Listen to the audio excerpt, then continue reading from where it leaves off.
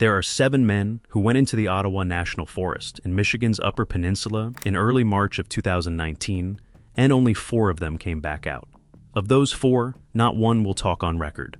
Not to journalists, not to researchers, not to military transparency organizations, not to the kind of amateur investigators who post FOIA results and spend their weekends driving forest roads looking for something they can't quite name.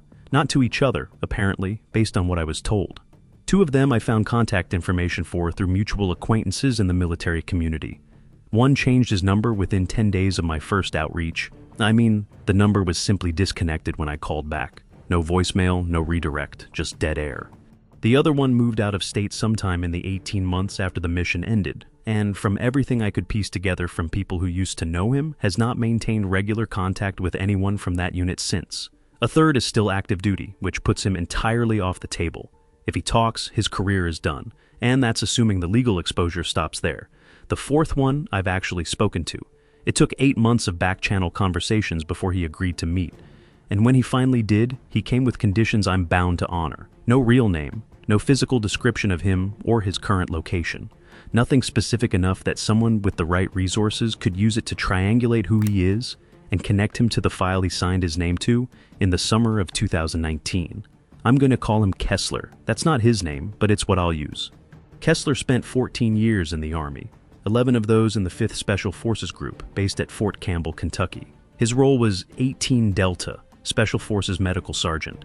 The 18D pipeline is not a field medic course. It's roughly 2 years of medical training on top of the Special Forces qualification course, the result being someone capable of managing surgical trauma in austere environments, running emergency interventions with limited equipment, and doing all of that while simultaneously functioning as a fully capable special operator. He'd done 3 combat deployments before Michigan, Iraq twice, Afghanistan once. He talks about those with a flat, contained precision.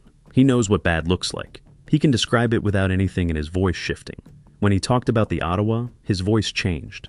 It took 3 separate meetings, spread over 3 months, to get through the full account. Not because he was withholding, he was actually more direct than I expected.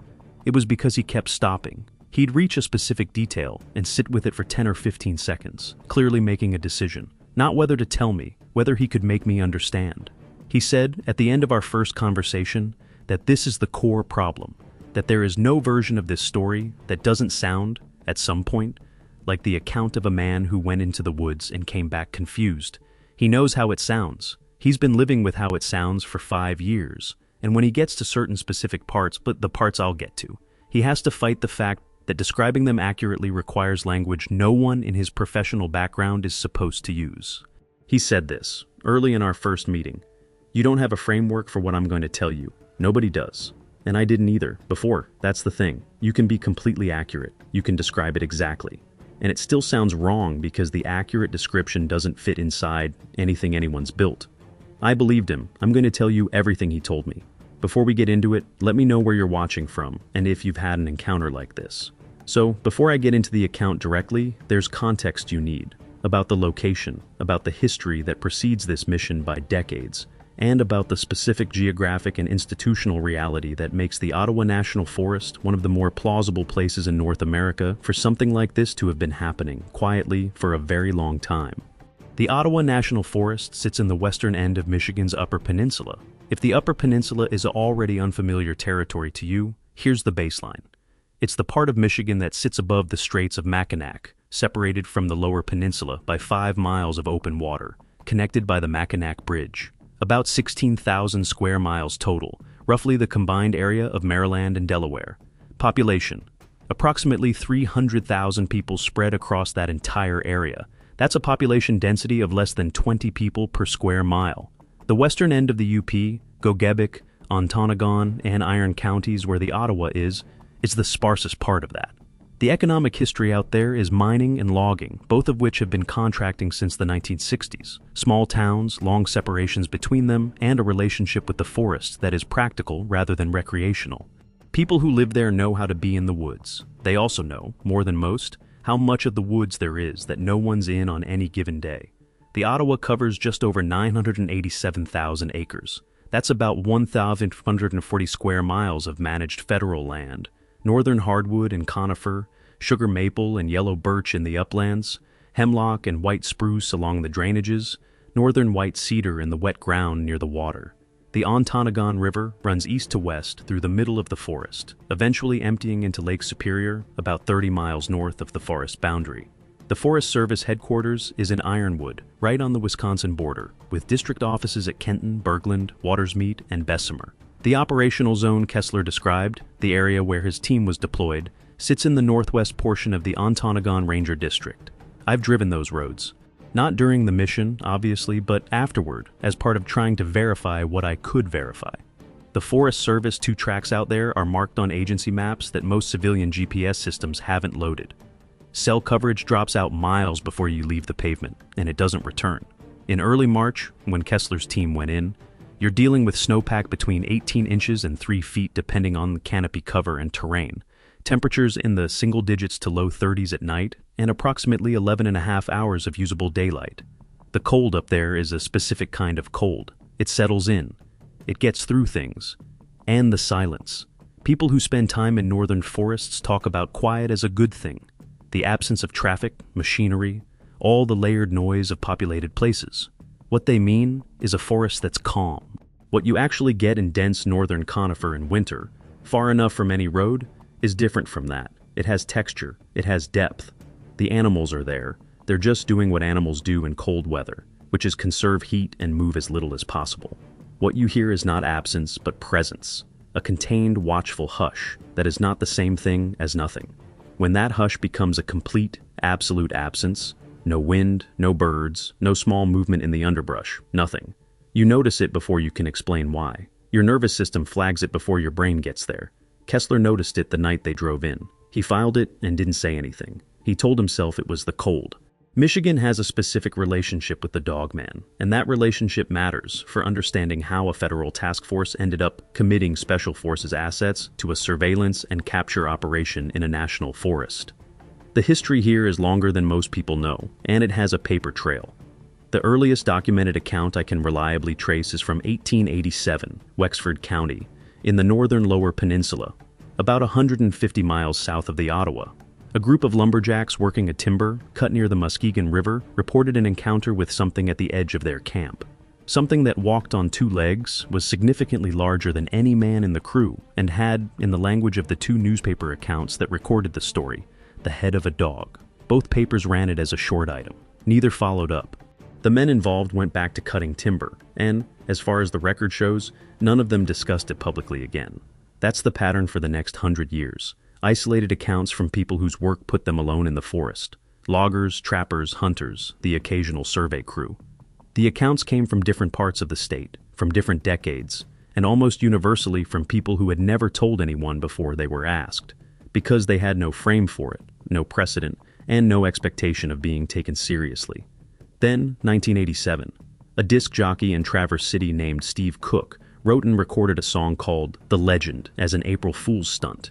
It was a blues track, solid guitar, that ran through a list of sightings from across the Lower Peninsula, some real, some invented, all presented as documentary. It aired on April 1st. Cook expected what you expect when you pull an April Fool's bit on your audience. Laughter, some calls, a good piece of local radio to reference later. What he got instead was a flood of calls from people who had their own stories. Not people who'd heard the legend and wanted to add to it.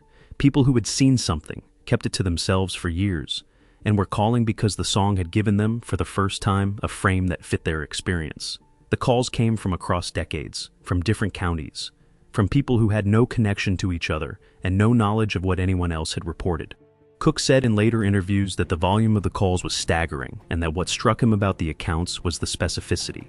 Not vague impressions, specific details consistent across callers who clearly couldn't have compared notes, the proportions of the figure, the quality of the gait.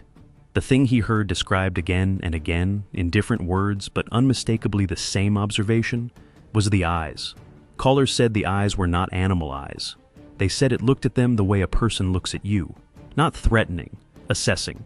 Cook archived those recordings. Some are still accessible. I've listened to a significant portion of them. The consistency is not what you'd expect from a collection of independent accounts embellishing a shared legend. It's what you'd expect from people describing the same thing. I have to address the Gable film because anyone familiar with Michigan Dogman material is going to bring it up. In 2007, a Super 8 clip started circulating online that appeared to show a large, fur-covered bipedal creature moving through a Michigan landscape. The film had an aging quality consistent with 1970s footage, and for a few years it was probably the most widely discussed alleged evidence in the entire subject. In 2010, Steve Cook confirmed that he had produced it. It was a deliberate hoax, a person in a costume designed to test how the online community would respond to fabricated evidence. Cook was upfront about it. So, the Gable film is off the table, and if you want to dismiss everything that follows by pointing at it, that option exists. I mention it for a different reason. Cook, having spent years archiving and investigating the legitimate reports, believed the subject warranted a provocation of that scale, which means the legitimate material he'd accumulated was sufficient to convince him that the phenomenon deserved more serious attention than it was getting. He tried to manufacture that attention. The film was a hoax. The decision to make it came from a man who believed the underlying phenomenon was real, the Ottawa National Forest specifically. There are documented reports in the public record for Ontonagon County going back to 1999. I confirmed the existence of 3 filings with the Ontonagon County Sheriff's Department and 1 with the Michigan DNR through a public records researcher I worked with on this story. What those reports contain, specifically, is something I cannot tell you. When I filed a FOIA request for the records, they came back flagged as transferred to a federal file reference that doesn't correspond to any publicly searchable database maintained by the DOJ, the FBI, or any Interior Department office. My researcher filed a follow-up request for clarification on the transferring authority. It came back denied under Exemption 7A, records compiled for law enforcement purposes. Disclosure would interfere with an ongoing investigation. The investigation has been ongoing since at least 1999, 20 years before Kessler's team landed at Houghton County Memorial Airport. 20 years of federal involvement in whatever is in that sector of forest, running quietly, generating files that route to a reference database that doesn't exist in any public directory. The structure was already in place when Kessler got on the helicopter. It had been in place for 2 decades before that. Whatever the task force is, it didn't start in response to Kessler's mission. Kessler's mission was 3 iterations into a process that had already been running long enough for Wills to find a maintenance log gap in the northwest quadrant that preceded any of their involvement by at least a decade. That's before I even get to Kessler. The structure was already in place. Quick thing before we move on. I have this book coming out. It's called the Dogman Codex. It's a compilation of all my research and findings. Been working on it for a long time. So if you want to check that out, links down below. Now let's get you back to the video. The team Kessler was on was ODA 5124, an operational detachment alpha from 5th Special Forces Group at Fort Campbell, Kentucky. 12 men, 2 officers, 10 NCOs, covering weapons, engineering, communications, medicine, and intelligence. The specific composition is the product of a doctrine built over decades. Every function the team needs to operate independently in a denied environment is represented twice, so that the loss of any one person doesn't eliminate a capability. The team commander was Captain Ross Wilder, 32 at the time the mission started.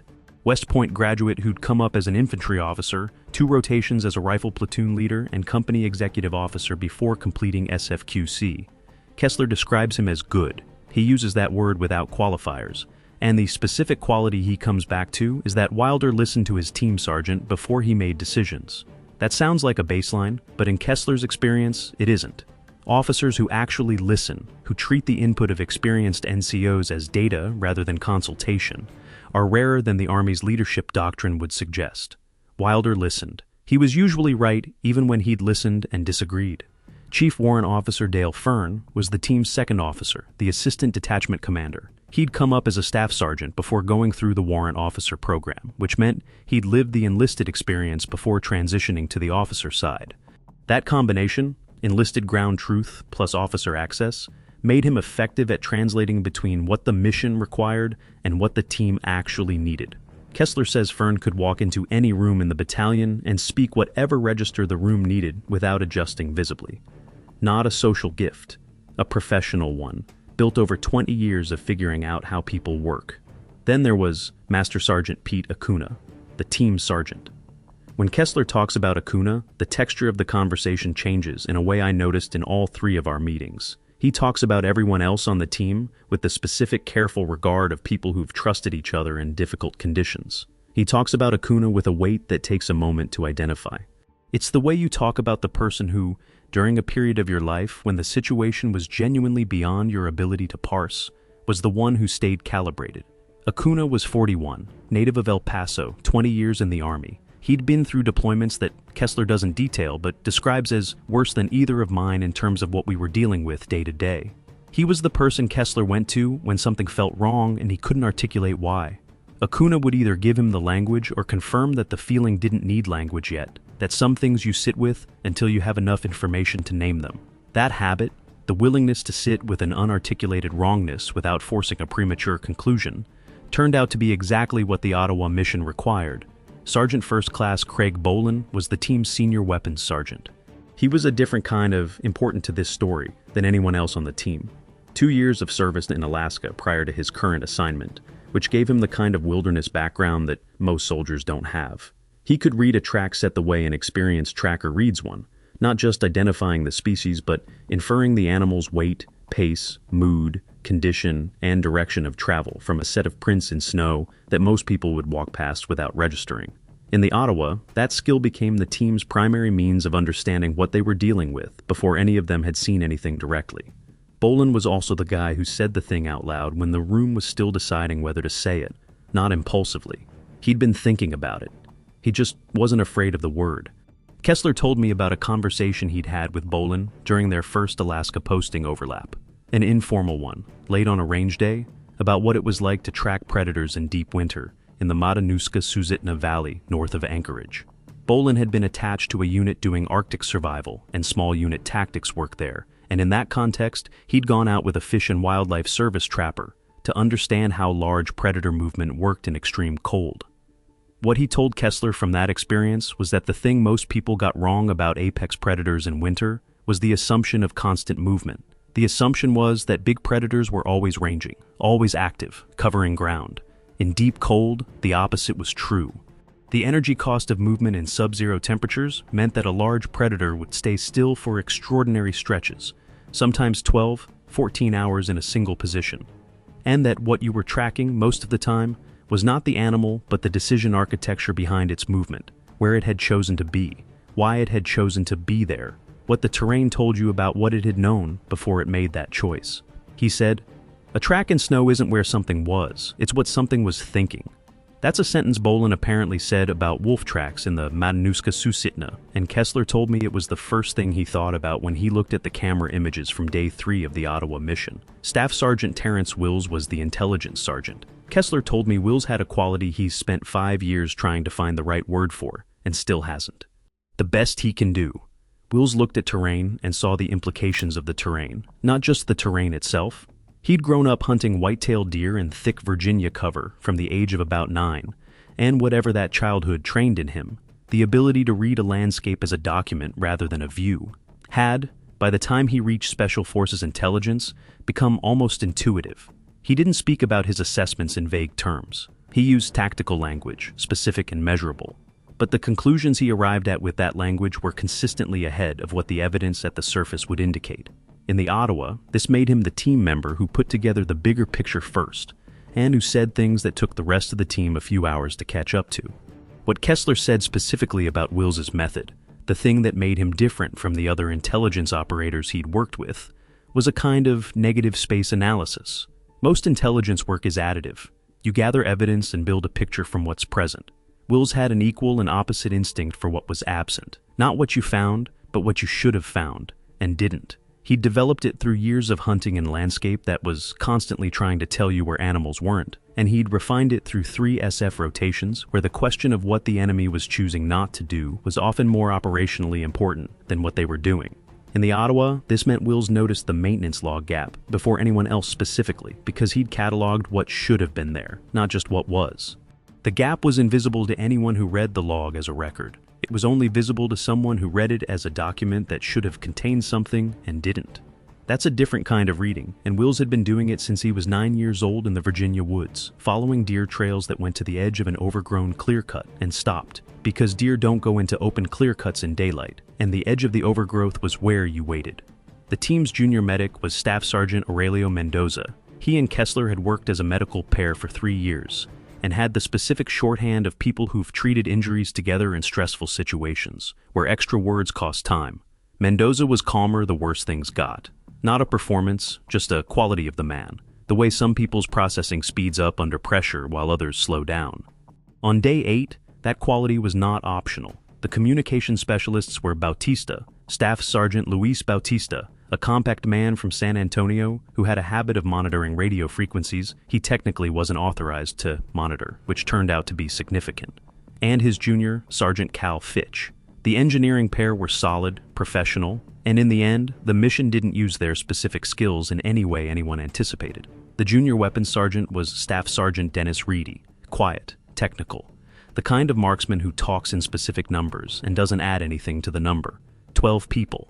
Their deployment was routed through channels that, within the 5th group structure, would not have been widely visible. The official record described a training exercise in a northern location. The specifics were above most people's visibility in the battalion. The mission briefing happened 3 days before they flew out. Not at Fort Campbell, at a facility about 45 minutes from post that Kessler describes as a converted conference center.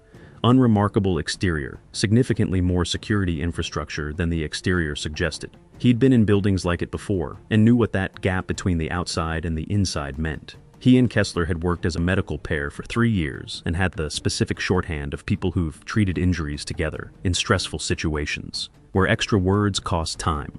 Mendoza was calmer the worse things got. Not a performance, just a quality of the man, the way some people's processing speeds up under pressure while others slow down. On day 8, that quality was not optional. The communication specialists were Bautista, Staff Sergeant Luis Bautista, a compact man from San Antonio who had a habit of monitoring radio frequencies he technically wasn't authorized to monitor, which turned out to be significant. And his junior, Sergeant Cal Fitch. The engineering pair were solid, professional, and in the end, the mission didn't use their specific skills in any way anyone anticipated. The junior weapons sergeant was Staff Sergeant Dennis Reedy, quiet, technical, the kind of marksman who talks in specific numbers and doesn't add anything to the number. 12 people. Their deployment was routed through channels that, within the 5th group structure, would not have been widely visible. The official record described a training exercise in a northern location. The specifics were above most people's visibility in the battalion. The mission briefing happened 3 days before they flew out. Not at Fort Campbell, at a facility about 45 minutes from post that Kessler describes as a converted conference center. Unremarkable exterior, significantly more security infrastructure than the exterior suggested. He'd been in buildings like it before and knew what that gap between the outside and the inside meant. About 20 people in the room when the briefing began, ODA 5124, several people in civilian clothes who introduced themselves as Task Force Coordination staff, and one Army officer whose shoulder patch identified him as Intelligence and Security Command, INSCOM, the Army's primary intelligence organization. He sat at the back the entire briefing and took notes. He did not speak once. The task force lead was a civilian named Hargrove, no first name offered. Mid-50s, the specific unremarkableness of someone who'd spent a career not being noticed in rooms. He spoke in a flat, even cadence that Kessler associated with people who had delivered the same category of information enough times to have made peace with how it was received. He started with the precipitating incidents, 7 deaths in and around the Ottawa National Forest between January 2017 and January 2019. He went through each one. Garrett Puhalski, 53 years old, a hunter from Ironwood. He went into the forest alone on a late-season deer trip in January 2017 and was reported overdue 4 days later. Search and rescue found him on day 6. Cause of death in the coroner's report? Exposure. In the SAR team leader's incident report, a separate document that Hargrove had, there was a notation that the body showed evidence of blunt force injuries to the torso inconsistent with a fall, and that those injuries predated the death by an estimated 12 to 18 hours. That notation didn't carry over to the coroner's finding. Robert Anning, 41, a seasonal logging contractor working a timber operation in the Northwest Sector, June 2017. Cause of death in the official record, workplace accident, fall from equipment. His crew, interviewed by county deputies 2 days after the incident, said he had not been operating any equipment that morning. He'd taken a break and walked the tree line. They found him at the edge of the cut area. The deputies' notes described injuries inconsistent with a fall from any equipment present at the site. Dale Cruz. 47. A hunter found at the base of a ridge in the northwest quadrant, November 2017. Cause of death, undetermined, pending further investigation. No further investigation had been publicly recorded. Sarah Okonkwo, 29 years old, a DNR field technician who went missing during a routine reforestation survey in October 2018. Her remains were found the following March, 7 months later, in a hemlock stand in the northern Ottawa. Cause of death, undetermined. The field technician's assigned survey area that day did not overlap with where her remains were eventually found. She had been 5 miles from where she should have been. A sport fisherman from Green Bay whose name Hargrove gave, but that I'm choosing not to include here. 37 years old, drove up to fish the Ontonagon River drainage in September 2018, never returned to his motel. Found 2 weeks later in forest half a mile from the river. Cause of death listed in the record, cardiac event. His primary care physician, when contacted by a county investigator, confirmed he had no cardiac history. The 6th and 7th deaths Hargrove summarized more briefly, both in the northwest quadrant, both in 2018. Both still in a process of federal review that meant the files weren't being shared at the briefing level. He said the team would have access on site. Then he said this: 2 prior task force deployments had already gone into the Ottawa to investigate. The first deployment came back with inconclusive field data, and 1 member who was medically separated in the months following the mission. The second deployment also came back with inconclusive field data, and 2 members who were medically separated following the mission. None of the 3 had made any public statement about their experiences. Kessler asked directly, what was the current best assessment of the entity responsible for the deaths? Hargrove answered without pausing to consider the question, which meant he'd anticipated it and prepared. Non-human, he said. Bipedal, estimated 7 to 8 feet in standing height. Dark-furred, very fast, highly intelligent. Territorial to a specific zone within the northwestern Ottawa quadrant. Unknown social structure, but the behavioral evidence from prior deployments is consistent with coordinated activity among more than 1 individual. He let that land for a second. Then he said, the word the prior deployment personnel consistently used to characterize the behavioral pattern they observed was organized. Then he moved to the next slide. The word organized is the one Kessler came back to in every conversation we had, not the physical description. He'd been in enough contexts where someone showed you a description of a threat and you processed it as data and moved on. Not the prior deployment failures, which were alarming in their own way, but which could be explained by insufficient intelligence or inadequate assets. The word organized. Organized implies a relationship between individuals and a goal that exists outside of instinct. Organized implies that the behavior you're observing is not a response to immediate conditions, but the execution of a plan. Organized means something thought about it before it happened. He sat with that word for the entire 3-hour flight to Detroit, and then the connector flight north to Houghton County Memorial Airport on the Upper Peninsula. He got off the plane in Calumet at 8:40 in the evening and stepped out into 19-degree air and thought about what it meant that whatever was in that forest had a word that the task force had chosen to apply to it, and that the word was organized. On the first leg of the flight, sitting next to Acuna in the middle of the cabin with most of the rest of the team spread across the surrounding rows, Kessler had asked him a question he'd been sitting with since the briefing room. He asked, what was the word they used for the prior deployment personnel who were medically separated? He didn't mean the administrative word. He meant the actual word, the one that got used informally when people discussed it inside the unit. Acuna looked at the window for a moment. Then he said, compromised is what I heard, as in their ability to perform their duties was compromised by the mission experience. He paused. Not injured, not trauma, compromised. Kessler said, that's a specific word. Acuna said, it's the word someone chose. Those don't happen by accident. They didn't say anything else about it. Kessler went back to looking at the seat back in front of him and thinking about organized and compromised, and how those 2 words together described a situation that wasn't really about a dangerous animal, and that hadn't been from the moment Hargrove opened his mouth.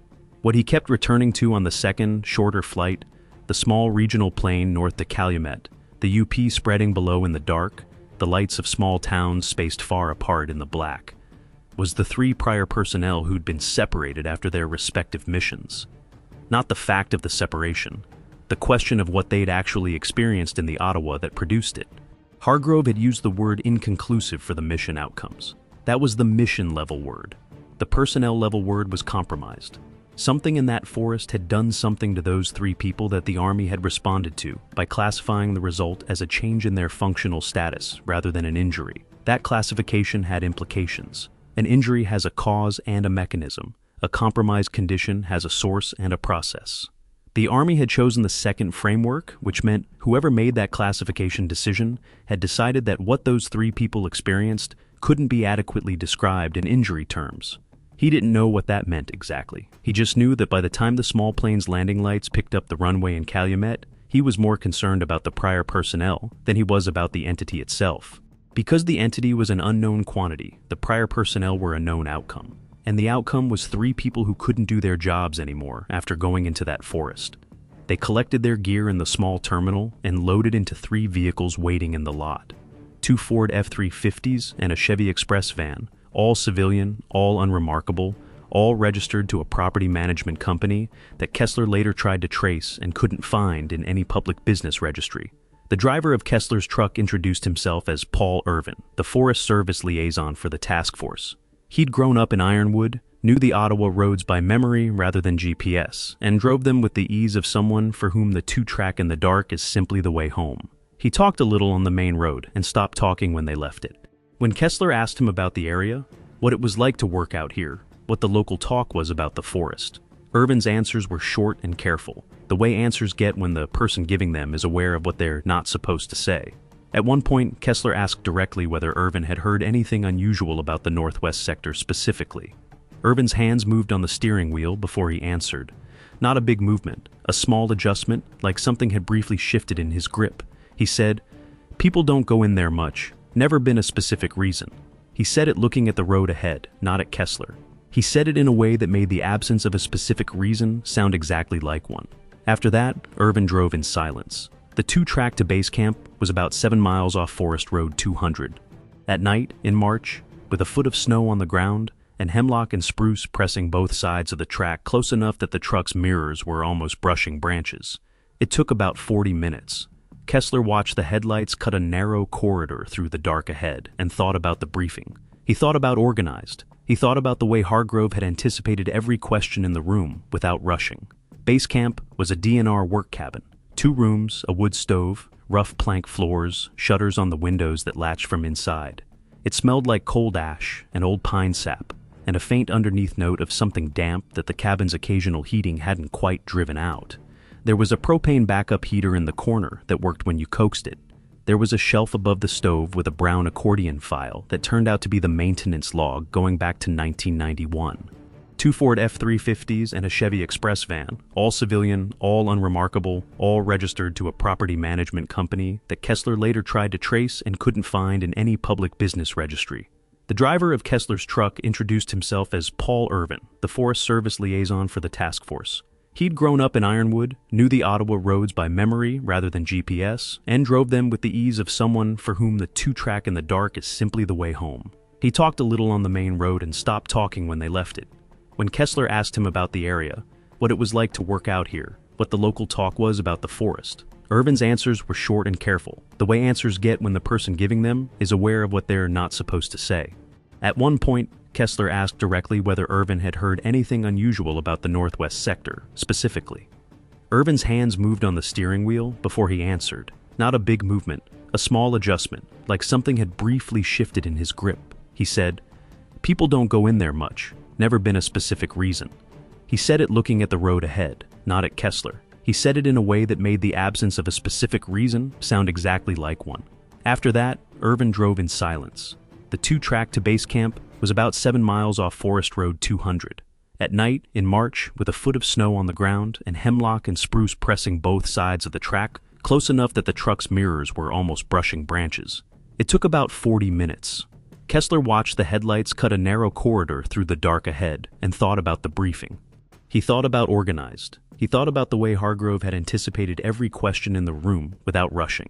Base camp was a DNR work cabin. 2 rooms, a wood stove, rough plank floors, shutters on the windows that latched from inside.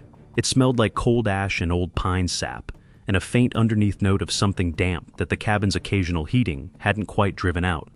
There was a propane backup heater in the corner that worked when you coaxed it. There was a shelf above the stove with a brown accordion file that turned out to be the maintenance log going back to 1991. Wills noticed the log immediately. He pulled it down that first evening while the team was setting up and started reading. He didn't say what he found until later. He just read it and put it back on the shelf and went to help with the gear. Wilder held a brief at the table, the specific kind of stand-up brief that field teams do when the setting doesn't have chairs for everyone. Planned for the next morning, 4 two-man teams running pre-planned routes through the operational zone, deploying motion cameras at key terrain points, standard reconnaissance pattern. He was careful about language. He still used the task force framing, unknown actor, unknown origin, though the way he and Acuna looked at each other during certain specific moments told Kessler that both of them had already processed what non-human meant, and were keeping it bracketed until there was something direct to report. They established a watch rotation. 2 people on at all times, one at the window with the rifle-mounted thermal scope, one doing a close perimeter check every half hour. Kessler took the second watch that first night, midnight to Zo 200. He sat at the window with the scope and scanned north. He found deer, a small group moving through a gap in the tree line about 400 meters south, their bodies showing white and warm on the scope's display. He found what was probably a fox, a quick bright signature moving east along the field edge. He found nothing in the north. The forest north of the cabin was dark on thermal, no signatures, no movement, nothing generating detectable body heat in the direction the task force's prior deployments had focused on. He didn't know yet whether that meant nothing was there. The silence outside was complete. He'd spent time in forests at night, in training and in operational contexts, and he knew the register of a forest that was quiet versus a forest that was hushed. The quiet one has ambient animal sound beneath it, rustling, the distant call of something nocturnal, small movement in the underbrush. The hushed one is a forest where everything else is also listening. Sitting at that window at 1:30 in a shuttered cabin in the Ottawa, he could not determine which kind of silence it was. He just noted it, the way you note a thing you can't categorize, but that sits wrong. He handed off the scope at 0200 and lay down in his bag and stared at the plank ceiling and listened to the wind that had picked up since midnight, branches pressing against each other in a sound that was at least identifiable, at least something with a source. He slept 3 hours. He woke when the stove needed feeding. It was still dark. Day 1 went exactly as planned. In retrospect, Kessler said, the thing that should have registered about Day 1 going exactly as planned was that it went exactly as planned. When a reconnaissance operation in unknown terrain produces nothing unusual in the first full pass, it means either the area is clean or the area is managing what you see. By the end of Day 1, he had no way of knowing which. Kessler and Bautista ran the northeast sector, 4 kilometers out, looped back, following game trails through mixed hardwood and hemlock, deploying cameras at trail junctions, and along a ridgeline that offered a clear sightline to the northwest. No evidence of human activity. No fire sites, no improvised shelters, no discarded gear, no boot prints beyond their own. The animal sign on the route was what you'd expect from a healthy northern forest ecosystem. Deer in several size categories, coyote along the drainage, snowshoe hare under the hemlocks, a mink or fisher trail near a frozen pool. All of it exactly right. The wolf tracks were the thing Bolin spent time on. He'd swung through the northeast sector in the late afternoon, making a loop that let him assess the tracks his own team and Kessler's team had left, cross-referencing with any pre-existing sign. He found one set of wolf tracks near a frozen pond and crouched over them with his tape measure for about 10 minutes. He called the numbers out to the air while he measured, the way you do when you're filing something in your head. Print width, just over 4.5 inches. Stride, the distance between consecutive footfall sets, approximately 50 inches. Both numbers were on the large end of the documented range for gray wolves in the upper Midwest. Not outside the range, at the edge of it. Bolin measured the stride twice. Then he said to no one in particular, "Right, but right, like something that's standing at the edge looks right." Kessler asked him what he meant. Bolin said, "The track is technically consistent with what it looks like, but if you wanted to look like a wolf at camera range, this is exactly what you'd leave." He paused. "I'm not saying that's what it is. I'm saying the thought is available." Neither of them said anything else about it. They noted the location and moved on. At evening brief, nothing significant came up from any of the 4 routes. The cameras were deployed and active. Wilder marked positions on the TAC map. He directed Bolin to place additional cameras in the northwest quadrant the following morning, on Bolin's assessment that the terrain there offered the most concealment for anything in the forest that wanted to remain concealed. First night passed without incident. Day 2. Kessler and Bautista, northeast sector again, pushing further north.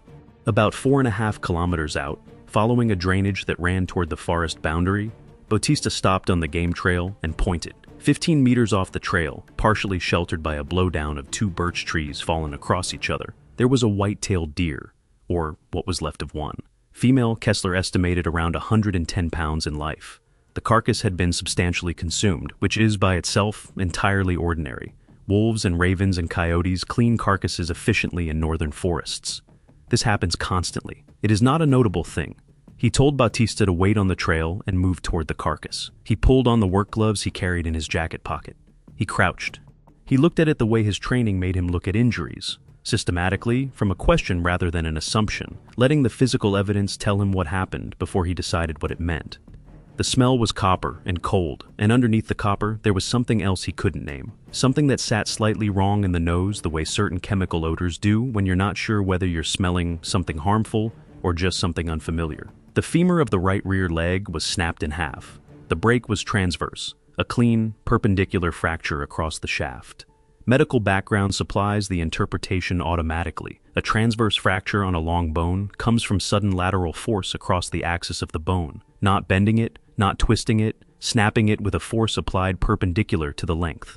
Carnivore feeding produces longitudinal force, pulling, twisting, the mechanics of removing meat and marrow. What you get from that is spiral fracture patterns, the kind you see on animal-consumed bone in forensic analysis. The femur here had been snapped. Something had grabbed it and applied lateral force across its midsection. The pelvis was separated from the spine at the sacroiliac joint. Cleanly, without collapse of the surrounding bony structure, without fracture of the iliac wing or the adjacent vertebrae. The sacroiliac joint is a tight fibrocartilaginous junction.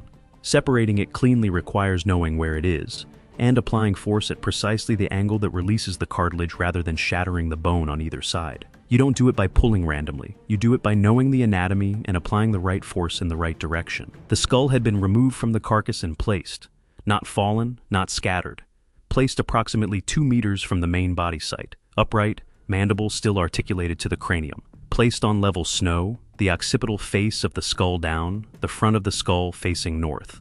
The snow around the skull was undisturbed except for 2 faint depressions, roughly oval, on either side of where the skull was sitting, like the impressions of something that had set it down carefully. Kessler photographed everything, 47 photos, different angles, scale reference from his boot at the edge of each frame. He called Wilder on the radio and described what he was seeing, the mechanics of the bone breaks, the placement of the skull. He described it without interpretation. Wilder said, "Log it, collect samples, continue the route." What he said to Bautista, quietly, when they'd moved on. "The skull is facing north." Bautista said, "What does that mean?"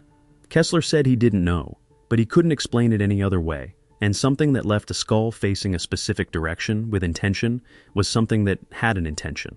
At evening brief, day 2, Kessler's carcass report, then Boland's observation that he'd found a similar anomaly on day 1, a rabbit carcass in the southeast sector, hind legs separated at the hip joints in a manner he couldn't reconcile with normal predator feeding. He'd logged it as unusual but hadn't elevated it because a rabbit carcass felt insufficient. Now, hearing about the deer, he elevated it. Wilder asked Wills to review the day 1 drone footage with fresh eyes, specifically looking for anything thermal that hadn't been flagged in the initial pass. Wills found one. 2 hours later. In the northwest sector, at the edge of the hemlock, stand about 5 kilometers from base camp, a heat signature appeared in the footage for 4 seconds. Just 4 seconds. Then it was gone. The thermal system had sensor noise at the extreme range of its sensitivity. A Bushnell core drone-mounted package, decent but not military grade, and Wills acknowledged that a false positive wasn't impossible. He said that to the room. He also said the profile of the anomaly was inconsistent with any artifact pattern he'd seen from that system, and that the shape, the elevation, and the thermal distribution were inconsistent with any geothermal feature he was aware of in that area. He printed a still frame and pinned it to the wall above the window. 4 seconds of something standing at the edge of the hemlock stand, producing heat, looking in the direction of the drone. Nobody suggested pulling the cameras from the northwest sector. Nobody suggested revising the plan. Kessler took the 2200 to zeros out and watched that night. He was at the window with the thermal scope, scanning north, when a doe came out of the northwest at about 300 meters. Large doe, moving south through a gap in the trees. He He tracked her on the scope automatically. She moved across the gap and then stopped in the middle of it. She turned back north. Every line of her body went tight. Head up, ears forward, weight shifted back. The specific posture of an animal that has detected something and is deciding whether to bolt or freeze. She held it for about 20 seconds. Then she ran, south through the gap and into the trees beyond, her heat signature bouncing and receding until the canopy absorbed her. Whatever had triggered that response was north of her, which was north of the cabin. Kessler stayed on the scope for 40 minutes after the deer ran. Nothing visible in the north, no heat signatures, no movement. He logged the time, 22:17, and kept scanning. The motion camera on the northwest ridge, which Bolin had deployed that afternoon, triggered at 22:19, 2 minutes after the deer ran. Kessler didn't know that until morning. Day 3. When he pulled the northwest camera card and loaded it on the laptop at the table after breakfast, there were 43 images. Time stamped between 22:07 and 22:39. The first 12 images showed nothing in the detection zone, branch movement, or a small animal below the frame. The kind of trigger you get constantly from trail cameras in active forest. Standard. He scrolled forward. Frame 13. He stopped. Bolin was at the table, and he stopped too, without being told to. Neither of them said anything. The ridge trail showed in infrared, pale white snow, cool gray-black tree trunks, the soft gradient of hemlock canopy above. At the right edge of the frame, at the outer limit of the camera's 80-foot detection range, something was standing in the trees, dark against the lighter thermal of the snow behind it. Bipedal, upright. At that range, with those contrast levels, it was ambiguous. You could argue it was a standing snag, a shadow, an artifact. You could make that argument. Bolin didn't make it. He scrolled forward. Frames 14 through 31 were empty. Frame 32 was not. The shape had moved closer. Now, clearly within the detection zone. The infrared had enough thermal signature to render it with definition. Upright, wide through the chest and shoulders. Head large in proportion to the body, the profile showing a muzzle configuration rather than a rounded cranium. And at a height that Bolin subsequently estimated against the reference trees in the background, 7 feet. 7 feet and a few inches. It was looking directly at the camera, not in the general direction of the camera, at the lens itself. The orientation of the head, the slight angle of the face. It had located the camera, identified it as a camera, and turned to look into it. Frames 33 through 43 were empty. The shape had stepped out of frame in the 10-second reset window between 32 and 33. Kessler described to me, at some length, what it was like to sit at that table with that image on the screen. He said the specific thing his brain did in the first few seconds was look for an alternative. He was looking for the explanation that let him put the image into a known category. A bear rearing up, a large snag at an unusual angle, a camera artifact. He gave it a genuine effort. He said it took maybe 4 seconds to complete that process and arrive at the conclusion that the alternatives didn't hold. The height was wrong for a bear. The proportions were wrong for a snag. The thermal distribution, the way the body radiated heat differently at the head and trunk and extremities, was wrong for an artifact. What was in frame 32 was alive and large and upright and looking at the camera. He said, "The moment when you run out of alternatives isn't dramatic. It doesn't feel like a revelation. It feels like a door closing behind you. You realize you've moved into a space that's smaller than the one you were in before, because some of the exits are no longer available." He stayed at the table with that image open for about 10 minutes, looking at it. Bolin stayed there with him. At some point, Bolin said quietly, "I want to measure the eye shine height against those reference trees." He pulled up the frame again and worked through the geometry with the screen ruler tool, using the tree trunks as reference. He did the work carefully, twice, and the number he arrived at both times was between 7 and 7.5 feet. He wrote it in his notebook in the specific shorthand of a man who was preparing to defend a number in a professional context. Then he closed the notebook and said, with no inflection, "It came forward, on purpose. Between frame 13 and frame 32, it moved from 80 feet to inside 50 feet. And it looked at the camera." Kessler said, "That's what I see." Bolin said, "Yeah." They sat with that for a moment. Outside, the temperature was 17 degrees and the hemlock stand 300 meters north was invisible in the flat morning gray. Wilder pulled everyone in. He spread the images on the table in order and let the team look at them without adding interpretation. Then he asked Bolin for his read on the eyeshine elevation in frame 32. Bolin used the reference trees to estimate. He was quiet while he did it, moving through the geometry visually. Then he said, 7 feet, maybe 7.5. Then he said, "It came forward. It moved from the range limit to within the detection zone, deliberately, and it looked at the lens." He looked at the image for another moment. "It knew what it was," Wilder said, "or it wanted to know what we were looking at." The room was quiet. Will spoke from the far wall. "I've been reading the maintenance log, the Northwest Quadrant. There are no log DNR operations in that sector for the past 10 years. In a managed forest that size, with that timber value and that much active wildlife management, you would expect multiple operations per year in every district. Every sector except that one. 10 years of nothing." He paused. "Someone at the DNR made a decision about that quadrant, or someone advised them to.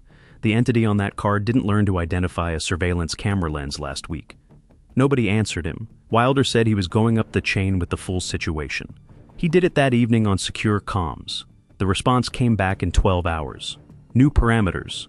Foot patrols suspended north of the ridgeline, effective immediately. The drone would conduct surveillance from this point. The drone had a night thermal package and a low-light optical camera. It would fly pre-programmed routes and cover the northern quadrant remotely. Ground teams would stay in close proximity to base camp. They would document and wait for guidance on the next step. That night, after the brief and after the team had settled into the evening routine, Kessler found himself outside on the south side of the cabin, in the dark, for reasons he didn't fully understand until he was already there. He stood in the snow and looked north toward the hemlock stand. He couldn't see it. The cabin was between him and it was after dark, and the forest at night without a moon is simply a texture of black against black. But he knew where it was. He'd been orienting himself to it for 3 days. He thought about what Wills had said. 10 years of institutional avoidance. He thought about what that meant at the scale of a national forest. The administrative machinery, the line items, the quarterly operations briefs, the district supervisor meetings.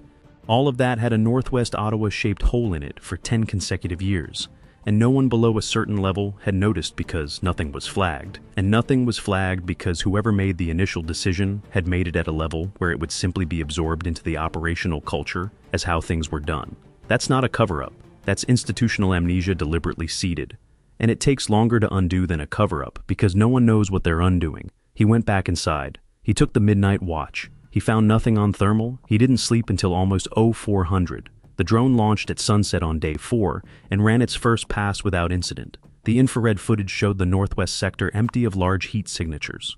In 2 hours of flight over that quadrant, nothing showed up on thermal at a size or shape that indicated anything beyond background deer and small mammal activity, which was consistent with everything prior. The entity or entities were not routinely detectable from altitude. Either they moved very infrequently during periods when the drone was overhead, or their thermal output was lower than expected for their apparent size. Kessler had been thinking about that second option since the night 2 watch. The deer had reacted to something north of the cabin that the thermal scope at 300 meters hadn't acquired. Either the scope's range was the limiting factor, or the target's thermal signature was below the scope's acquisition threshold at that range. If it was the second thing, you had a large, active, intelligent organism producing less body heat than its metabolism should have required. That was a fact pattern he didn't have a box for. At Deutsche Fear on day 5, the drone's video telemetry went dark. Bautista caught it immediately. He'd been on comms watch with Fitch, monitoring the drone's data stream from the laptop at the table, and both video feeds dropped at the same time. Infrared and low-light optical, simultaneously. No warning, no gradual degradation. 1 second they were streaming, the next they were static. The drone's GPS transponder was still pinging a fixed location, which meant the aircraft itself was intact and hadn't crashed. Just both camera systems, dead. Bautista woke Fern. Fern woke Wilder. They ran remote diagnostics for 25 minutes and found no system error that would account for the failure. Both camera systems reported hardware connection, failure, which could mean a dozen things, most of them mechanical. Fern tried to command the drone home. The flight controller acknowledged the command. The GPS transponder didn't move. They waited through the rest of the night. The drone sat wherever it was, not moving, its transponder pinging. At first light, Wilder sent Kessler and Bolin to retrieve it. The walk to the drone's location was about 2 kilometers from base camp, angling northeast through mixed hemlock and spruce before turning north into the sector where the drone had been flying its last recorded pass. Kessler and Bolin moved in the careful, deliberate way of people who have been briefed about what's in the forest and are choosing not to make that paranoia visible to each other, while also being entirely transparent about exactly where each of them was looking at every moment. They didn't talk much. The snow was deep enough in the untracked sections that each step required deliberate placement and the noise of your own movement in conditions like that. The creak and compression of snowpack, the soft collapse of each print, is the dominant sensory input in a way that makes you work harder for everything else. Bolin was reading the snow as he walked. He was reading it the way he described to Kessler in Alaska, not for what was there, but for what should have been there. In the hemlock sectors, where the canopy cover reduced the snowpack accumulation significantly, the ground was cleaner and more readable. He found deer sign heading south, which was consistent with everything they'd been seeing since day one. All of the deer movement in the forest was oriented south, away from the northwest quadrant, as if the deer had made a collective and persistent decision about which direction was less hospitable. He found coyote. He found snowshoe hare. What he didn't find, anywhere in the 2 kilometers between base camp and the drone location, was any track pattern that didn't belong in a healthy northern forest ecosystem. No large primate-analogous prints, no bipedal impression series, no displaced snow in the canopy where something heavy had been moving through the upper branches. Nothing that didn't have a name already. He said this to Kessler on the walk back, after they'd found the drone. "I've been reading this forest every day, and the sign is always clean. Everything is exactly right." "And that's the thing that's wrong," Kessler asked him to explain. Bolin thought about it for a moment and said, "When you track something that's very experienced, it doesn't leave the sign. It would leave if it were being careless. You find what it chose to leave. The deer tracks going south, that's not nothing. The complete absence of anything else, that's not nothing either. Something has managed its presence in this forest to a very specific level of visibility." He looked at the tree line. "It's been doing that for a long time, long enough that the management is automatic. It leaves what it chooses to leave, and it leaves it where it chooses to leave it." He didn't say anything else for the rest of the walk back. He didn't need to. The transponder led them to a small clearing about 200 yards off the drone's last recorded flight path. The clearing was in a section of spruce and hemlock that the thermal footage had covered dozens of times without flagging anything unusual. The drone was on the ground in the center of the clearing, upright, on its landing skids.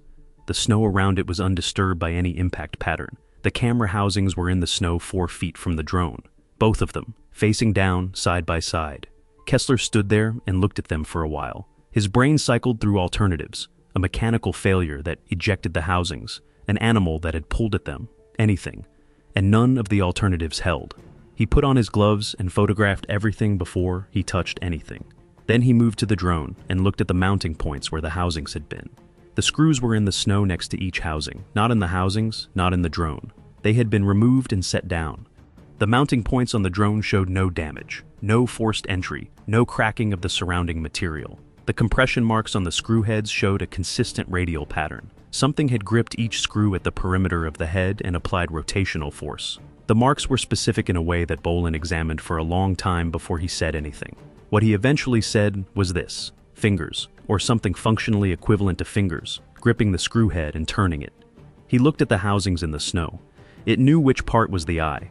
It didn't touch the propellers, didn't touch the battery, didn't touch the GPS. It removed the part that was watching it, and it set that part down in the snow and left the rest intact. He said the last part slowly.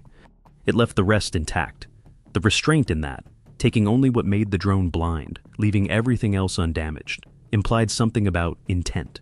Destruction would have been easier. Destruction would have been more final. What had happened instead was a surgical removal of the observation capability, done cleanly and left in a position that would be found. The housings face down in the snow next to the drone were a display, not just a consequence. They were meant to be seen. Kessler photographed the screw impressions at maximum zoom. He photographed the position of each housing relative to the drone and to each other. He documented the clearing itself, the absence of any disturbance in the snow around the drone's landing skids, which told him the drone had been set down, not placed after a controlled landing. Its final GPS position was not on any route the automated flight programming would have taken it. Something had carried it to this clearing and set it down upright in the snow with the care of something that understood what it was putting down, and then removed the 2 specific components that made it a surveillance tool and arranged those components face down beside the aircraft. He thought, standing in that clearing, about what that arrangement communicated, not the removal. He understood the removal. It was the face-down placement, the lenses facing the snow, not the sky.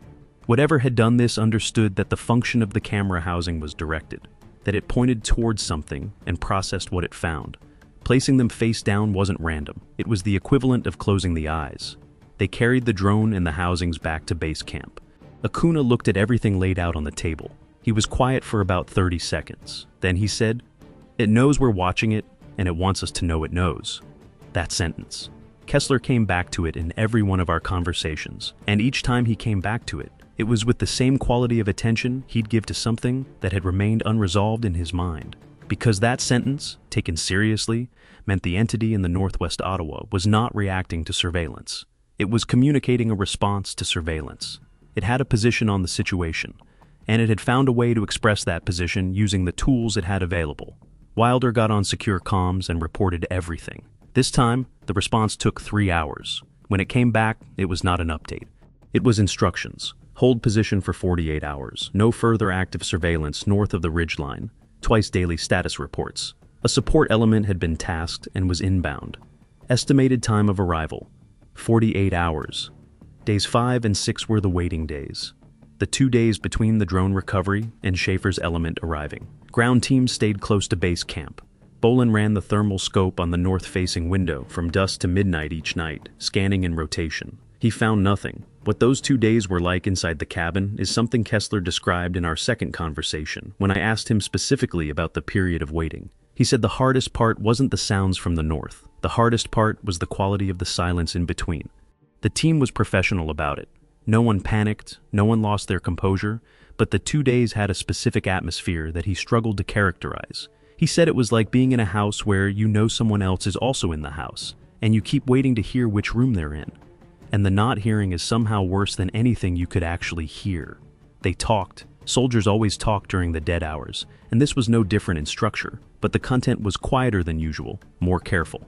Acuna sat at the table one evening and told a story about a deer hunting trip his father had taken him on in the Chihuahuan Desert near El Paso when he was 11 years old, where they'd camped 3 nights without seeing a deer, and his father had told him that the point of the trip wasn't the deer. The point was learning to sit inside a large quiet thing and not need it to resolve. He told the story without editorializing. Nobody at the table said anything directly about why he was telling it. They understood. Wills spent the second day reading and rereading the maintenance log entries he'd identified. He had photographed the relevant pages with his personal phone. He went through them systematically and told Kessler, one afternoon, while Kessler was checking on their medical supplies, that the more he looked at the pattern, the more certain he was that it wasn't an administrative gap. It wasn't the northwest quadrant being overlooked. The operations that had been conducted in every other sector of the Ontonagon district were standard stuff. Timber surveys, reforestation checks, watershed monitoring, wildlife population counts. All of that should have extended into the northwest quadrant routinely. The northwest sector had the right timber profiles for survey, the right water features for watershed work, the right habitat quality for wolf and bear population work. There was no operational reason to skip it. There was only an operational decision to skip it. He said, someone looked at this quadrant and decided it wasn't a place you sent field crews, not because of what's not there, because of what is. Kessler said, how long? Wills looked in the earliest log entry that referenced all sectors and compared it to the earliest entry that skipped the northwest. Based on the records in this cabin, at least 10 years, but the fact that it reads like a consistent policy rather than a gradual drift. Someone made an explicit decision, not a series of individual ones, which means it came from somewhere above the district level. He paused. It might go back a lot further than these logs do. That was the conversation Kessler was carrying when the vocalization started that evening. Context, by that point, had a different texture than it had in the first 3 days of the mission. He'd heard it described in the briefing. The prior deployment personnel had noted unusual acoustic events in their reports. Sitting in the cabin, with the walls and distance between him and it, the briefing language hadn't been specific enough to prepare him for the actual thing. The sound came from roughly 300 meters north, based on his best estimate. It lasted about 7 seconds. He can describe it, and he does consistently, the same way across all 3 of our conversations. Low, resonant, with a register that was less like hearing a sound and more like the air pressure in the room changed. His ears popped briefly, like they pop in an elevator. The walls of the cabin did not visibly flex, but gave the impression of wanting to. It was felt as much as it was heard, and the felt component settled specifically in the chest, in the sternum and the ribs, before the auditory component caught up. He woke Acuna. Acuna took the thermal scope and scanned north for 20 minutes. He found nothing visible at any range. He logged the time and the description and went back to his bag without saying anything. Later, when Kessler described the vocalization to me for the first time, he worked at it for a while before he found what he thought were the least inadequate words. He said the chest component was the part that stayed with him most. Not the fear it triggered, but the specific physical mechanism of it. He's spent time since the mission reading everything he can find about infrasound, which is sound at frequencies below 20 Hz, below the lower threshold of human hearing. Some large animals produce it. Elephants famously use infrasound for long-distance communication, and certain whale species produce sounds in the 1 to 5 Hz range. Research from the 1990s documented that infrasound at certain frequencies could produce feelings of unease, the sense of a presence nearby, even visual anomalies in human observers. The mechanism is the resonant frequency of certain body cavities, the chest, the orbital sockets, being excited by the low-frequency pressure wave. He's read the papers. He told me, "That's the closest thing I can find that fits the physical description of what I experienced."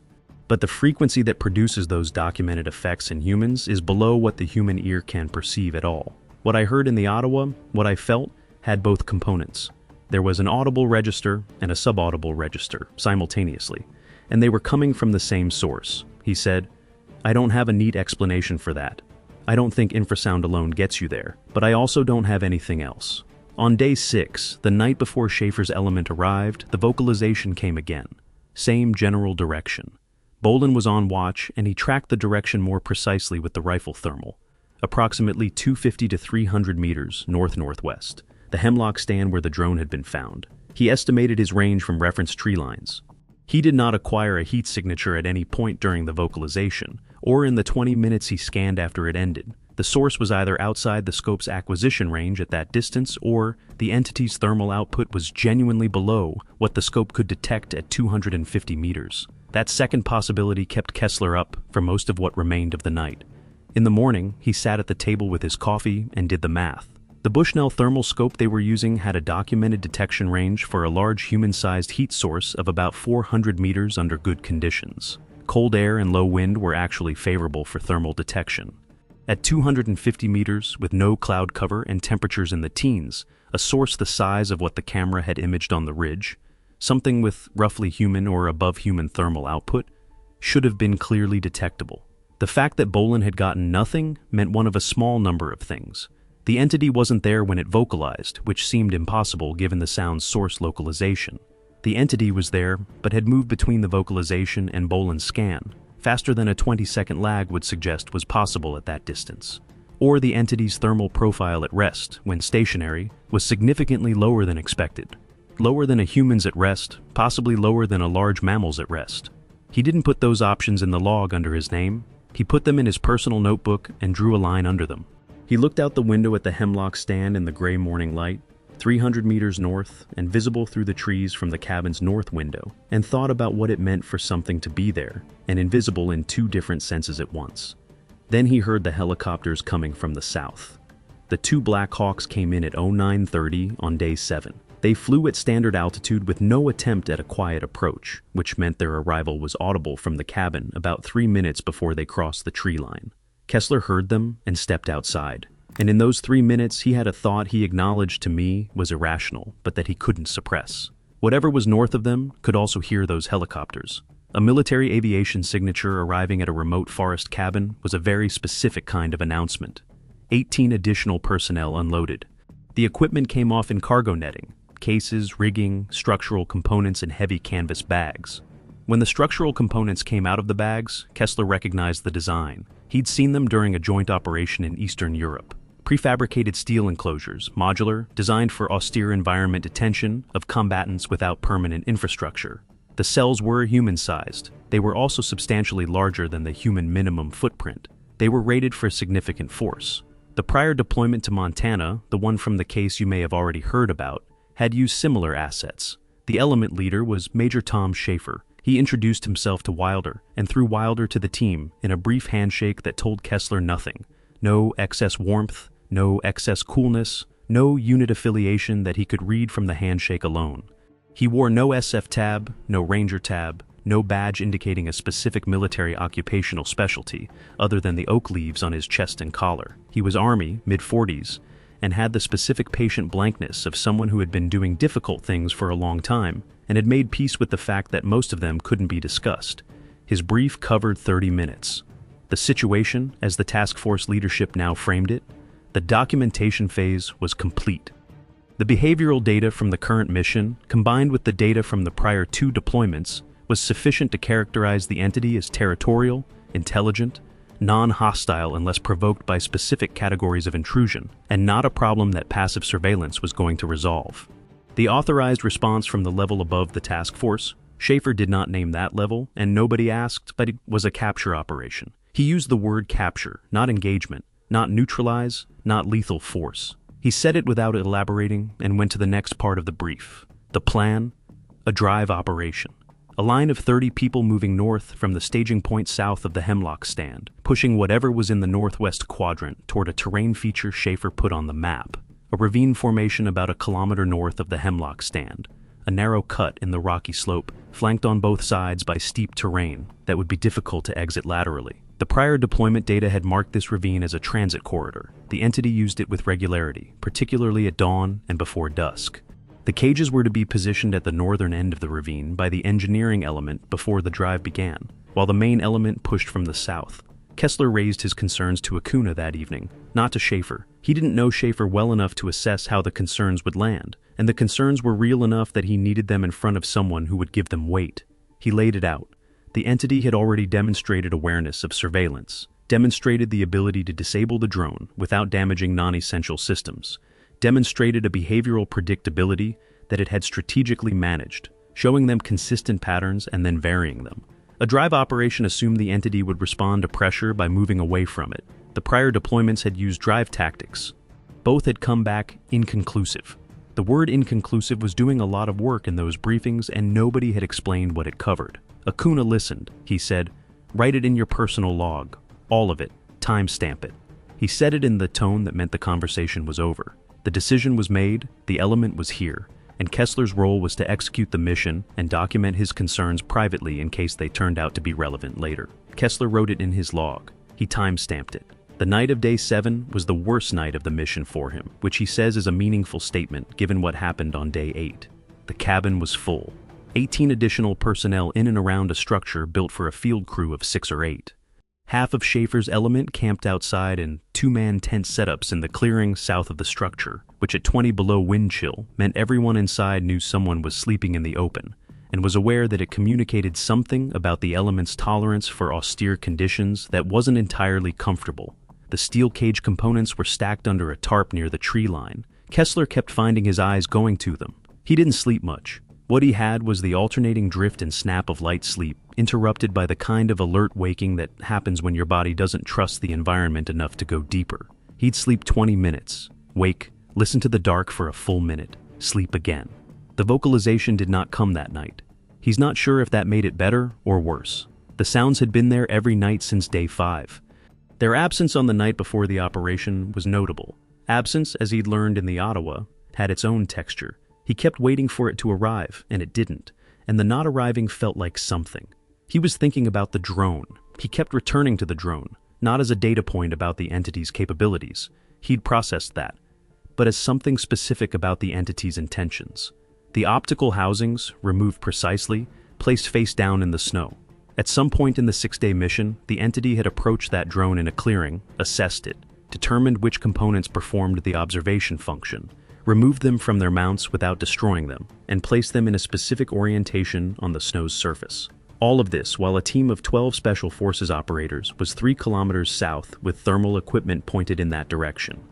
Whatever it was, it had approached the drone during a period when it knew it was being watched. It had done what it did anyway. It wasn't operating under the assumption that the humans didn't know it was there. It was operating under the assumption that it didn't matter whether they knew. That specific quality, the confidence of something that has been doing this long enough to not need to hide from the people it's being careful about, is what Kessler kept returning to during those sleepless intervals. And now there were 30 people here, with cages. The entity had tolerated 12 people for 6 days at a monitoring distance. Whatever it was doing with that data, it had now had 24 hours to do it since the second element arrived. He thought about the word Schaefer had used, capture. He thought about what the prior deployment's outcomes had been. The word was inconclusive. He thought about what that word covered. He was the only person in the cabin who was awake at 0300 as far as he could tell. He sat at the table in the dark and listened to the complete silence outside and thought about what he was going to do if his professional judgment and his ethical judgment came apart from his orders in the next 14 hours. He thought about what that would look like in practice, and he thought about the consequences, and he thought about Acuna, and he thought about Wilder. He thought about the specialist 20 meters away in the second tent, who would be dead in 7 hours. He didn't know that last part. He lay back down and eventually slept. Day 8. They staged in the clearing south of the Hemlock Stand at 0700. The weather was what March in the western UP offers. Light overcast, temperature at 23 degrees, no wind. The particular flat gray light of a northern forest morning, when the sun is behind cloud and the snow diffuses everything into even shadow. Visibility was adequate. Daylight gave them 9 hours of usable window. The line, 180 meters wide. 30 people at 6-meter intervals, maintaining formation through whatever the terrain required. Schaefer at center right, Fern at the far left flank, Bolin at center, Kessler at center left, 60 meters from Bolin. Acuna was positioned to Wilder's immediate right, which put the two most experienced people in the formation close to the command position. They moved north, fresh snow crunched under boots. The formation held its line through the first 400 meters, adjusting around a blowdown cluster and reforming after a gully cut. Each adjustment slowing the overall pace but maintaining the width. Kessler kept his attention north and to his flanks. Rifle held at low ready, sweeping the trees in controlled arcs. Thermal mononocular on his vest, accessible, not in his hands. Nothing visible. The silence was complete. Not the normal forest silence. The forest had been silent for 6 days now, to varying degrees, but this silence was denser, more absolute. No birds at all, no wind, no small movement in the underbrush. The only sounds in the entire world were the ones the 30 of them were making. Boots in the snow, clothing moving, the click of equipment, the controlled breathing of trained people managing their exertion. They moved into the Hemlock Stand at the 40-minute mark. Bolin's voice on comms, quiet, no inflection. Stand by. The formation stopped. Kessler listened. A few seconds, then Bolin came back on. Scratch marks, high on the trunk, starting at 8.5 feet. 3 consecutive trees right of my position. They follow our direction of travel. A pause. Then Wills from somewhere center right. Same here, left of center. Marks on 4 trees, same height, moving the same way we're moving. Something had been moving through those hemlocks above them, at or above 8 feet on the trunk, going the same direction the formation was going, staying parallel, staying above the formation's line of sight. Kessler looked up. The hemlock canopy started about 20 feet overhead. Mature trees, branches dense and dark, layered. He brought the thermal mononocular up and swept the canopy above him. Cold gray-green. No heat signatures, no acquisition. He had just lowered the mononocular when the vocalization came. From his left, northwest, inside 100 feet. Not at 300 meters from behind the walls of the cabin. Inside 100 feet. The pressure change hit before the sound. The pop in his ears, the compression in his sternum, the physical response that bypassed the auditory system entirely and went straight to the body's fundamental warning architecture. His bowels went loose for half a second. He controlled it. He took a step to his right before he was aware of taking a step. Not a choice. His body moved him. Then gunfire from the center of the formation. Single shots, rapid, 2, a short break, 2 more, then a third pair. Then an automatic burst, controlled, someone covering a direction. Then voices on comms erupting all at once, overlapping. Schaefer calling contact direction, Fern calling contact. A third voice giving a position that got stepped on by 2 other voices. And then Bolin cutting through all of it with the specific flat urgency of a trained observer who has prioritized information over emotion. Contact right, it is in the trees, do not fire up. It is in the trees above you, do not fire up. Above. In the canopy. Something had been in the canopy above the formation while they walked under it. Kessler was already moving towards center when the footsteps came from directly in front of him and he stopped. Heavy, close, crunching the snow at a pace that was wrong for the weight the sound implied. Fast, too fast, each footfall a full weight impact rather than the quick light crunch of something running carefully. They were crossing in front of him at maybe 35 meters. He brought his rifle up and swept the hemlock trunks in that direction. He found it between 2 trunks, moving through the gap between them, partially occluded by the nearer trunk, visible for about 2 full seconds. His brain tried to file what he was seeing into a known category. The process took longer than it usually did. The height was wrong. Not wrong by a margin that allowed adjustment. Wrong by a margin that required creating a new category because nothing in the existing inventory fit it. The movement was what he kept coming back to in describing it to me. He said this in all three of our conversations, in similar words each time, the language clearly worked out and locked in. The mechanics of the movement were close enough to familiar that the wrongness read as wrongness rather than as simple difference. Like something moving correctly but with parameters that were set slightly off. Like a simulation of something he recognized, built from the right materials but at the wrong scale and with the wrong underlying physics. He fired twice. His training fired. His conscious decision was slightly behind the action, which is how it works when the situation is fast. He watched through the sight. Both rounds impacted. He could see the physical response. The involuntary jerk of a body absorbing a bullet. The momentary displacement of weight and balance. The thing staggered sideways. One large step. The specific step you take when your balance has been disturbed and your body is catching itself. Then it straightened. Then it turned and looked at him. 7 seconds, maybe 8. He kept his sight on it, and it looked at him, and he looked at it through the scope, and he's described those eyes to me the same way across 3 meetings, with the specificity of someone who chose the words carefully once, and has kept them since. Amber, not gold, not yellow. Amber, large relative to the face, aware in a way that he could not reduce to instinct or threat assessment. Not the calculation of a predator deciding about prey, not fear, not aggression. Something that he came back to in each of our conversations as filing. The thing was filing him into a category the way he'd tried to file it into a category. And whatever category it was putting him in, it had clearly seen that category before. He had his finger on the trigger for the full 7 seconds and he did not fire. He told me he doesn't know exactly when he decided not to fire. Whether it was a conscious decision or whether something in the 7 seconds communicated something that his training deferred to without a deliberate choice being made. He said, "I've fired in situations where the window was less than 2 seconds and the threat cue was less clear. I had 7 seconds and clear line of sight and a direct reason to fire, and I didn't. I've spent 5 years trying to locate that decision in my own processing, and I can't find it. What I can tell you is that when I was looking at those eyes, shooting felt wrong in a way that had nothing to do with tactics or rules of engagement. It felt wrong in the way that shooting a person would feel wrong. Not wrong because of consequences, wrong because of what it would mean." He was quiet for a moment after he said that. He seemed to be deciding whether to add anything. He said, "I don't know what it was. I know what I felt when I was looking at it. And I know that 7 seconds was a long time for both of us to hold that, and at the end of those 7 seconds it made a decision that was not to pursue the engagement. That decision was consistent with every other decision it made across the entire 8-day mission. Whatever it was protecting, I wasn't part of the threat to it at that moment. It looked at me and made that assessment and moved on." He paused. "I think it was right." It turned and moved into the hemlock. It was gone in less than 3 seconds. He said the speed was something he has never fully gotten his mind around. Not erratic and escape-driven the way frightened animals run. Purposeful. The speed of a decision executed. He moved toward center. The scene at center was controlled disorder. The specific organized chaos of trained soldiers who have taken contact and are establishing a perimeter while accounting for casualties. 3 of Schaefer's element were down. 2 were injured. 1 with a broken arm from hitting frozen ground during the contact. 1 with lacerations across the abdomen, deep but not penetrating. The 3rd was not injured. He was dead. He was 24 years old. He was a specialist. I'm not going to give his name, for reasons that Kessler didn't explain, but that I understand without explanation.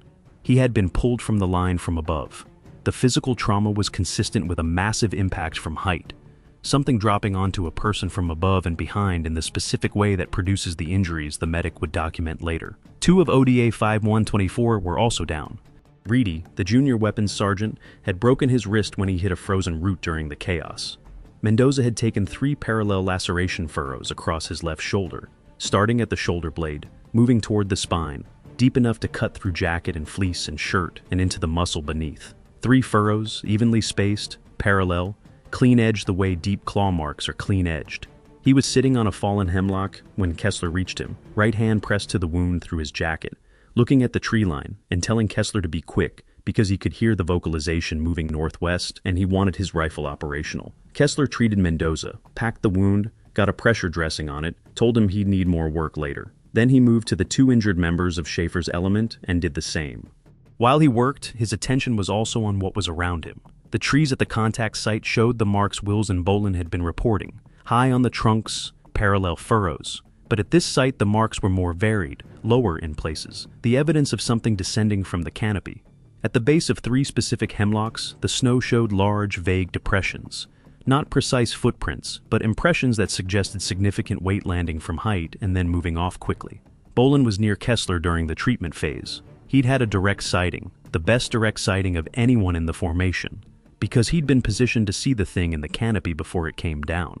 Kessler asked him quietly what it had looked like. Bolin took a moment, then, standing on a branch about 30 feet up, hemlock branch, maybe 5 inches in diameter, he paused on that detail. It held. The branch held the weight, which means it was lighter than it looked, much lighter, built for moving in trees, not for mass. He described the figure in clinical terms, the proportions, the positioning, the way it had moved its head to survey the formation below it. Then he said, before it dropped, it looked along the line, not randomly. It found the gap, the place between 2 elements where the spacing had opened up. 6, 8 meters wider than it should have been. It went for that spot. He was quiet for a moment. Not the biggest man in the line, not the most exposed person, the gap, the structural failure. It targeted a specific failure in our formation. Another moment of quiet. That's not predatory instinct, that's tactic selection. Kessler asked what the eyes had looked like. Bolin said, like someone who's been doing the same job for a very long time and is tired of it. That's the only way I can put it. Not weak, tired. That description. Tired eyes? In 2 independent accounts, from people who hadn't compared notes. Kessler's 7-second encounter and Bolin's observation from 30 feet below in the canopy, and both of them arriving at the same word, tired. The specific weariness of something that is doing what it does, because it has always done it and will continue doing it, not because the doing is new. I thought about that word for a long time after Kessler told me, because tiredness implies duration. It implies a history that extends well beyond the immediate context. The Ottawa file, according to the science directorate man who spoke to Kessler at the debrief, goes back to 1972. 50 years of institutional knowledge about a population in a specific forest. And whatever was in that hemlock stand in March of 2019, looking down at a military formation with tired eyes, had been doing its job before anyone in that formation was born. Schaefer made the call, defensive perimeter, hold position, wait for the entity to move out of the immediate area before attempting any movement. The drive operation was finished. He didn't announce that explicitly, but the order to hold meant it was done.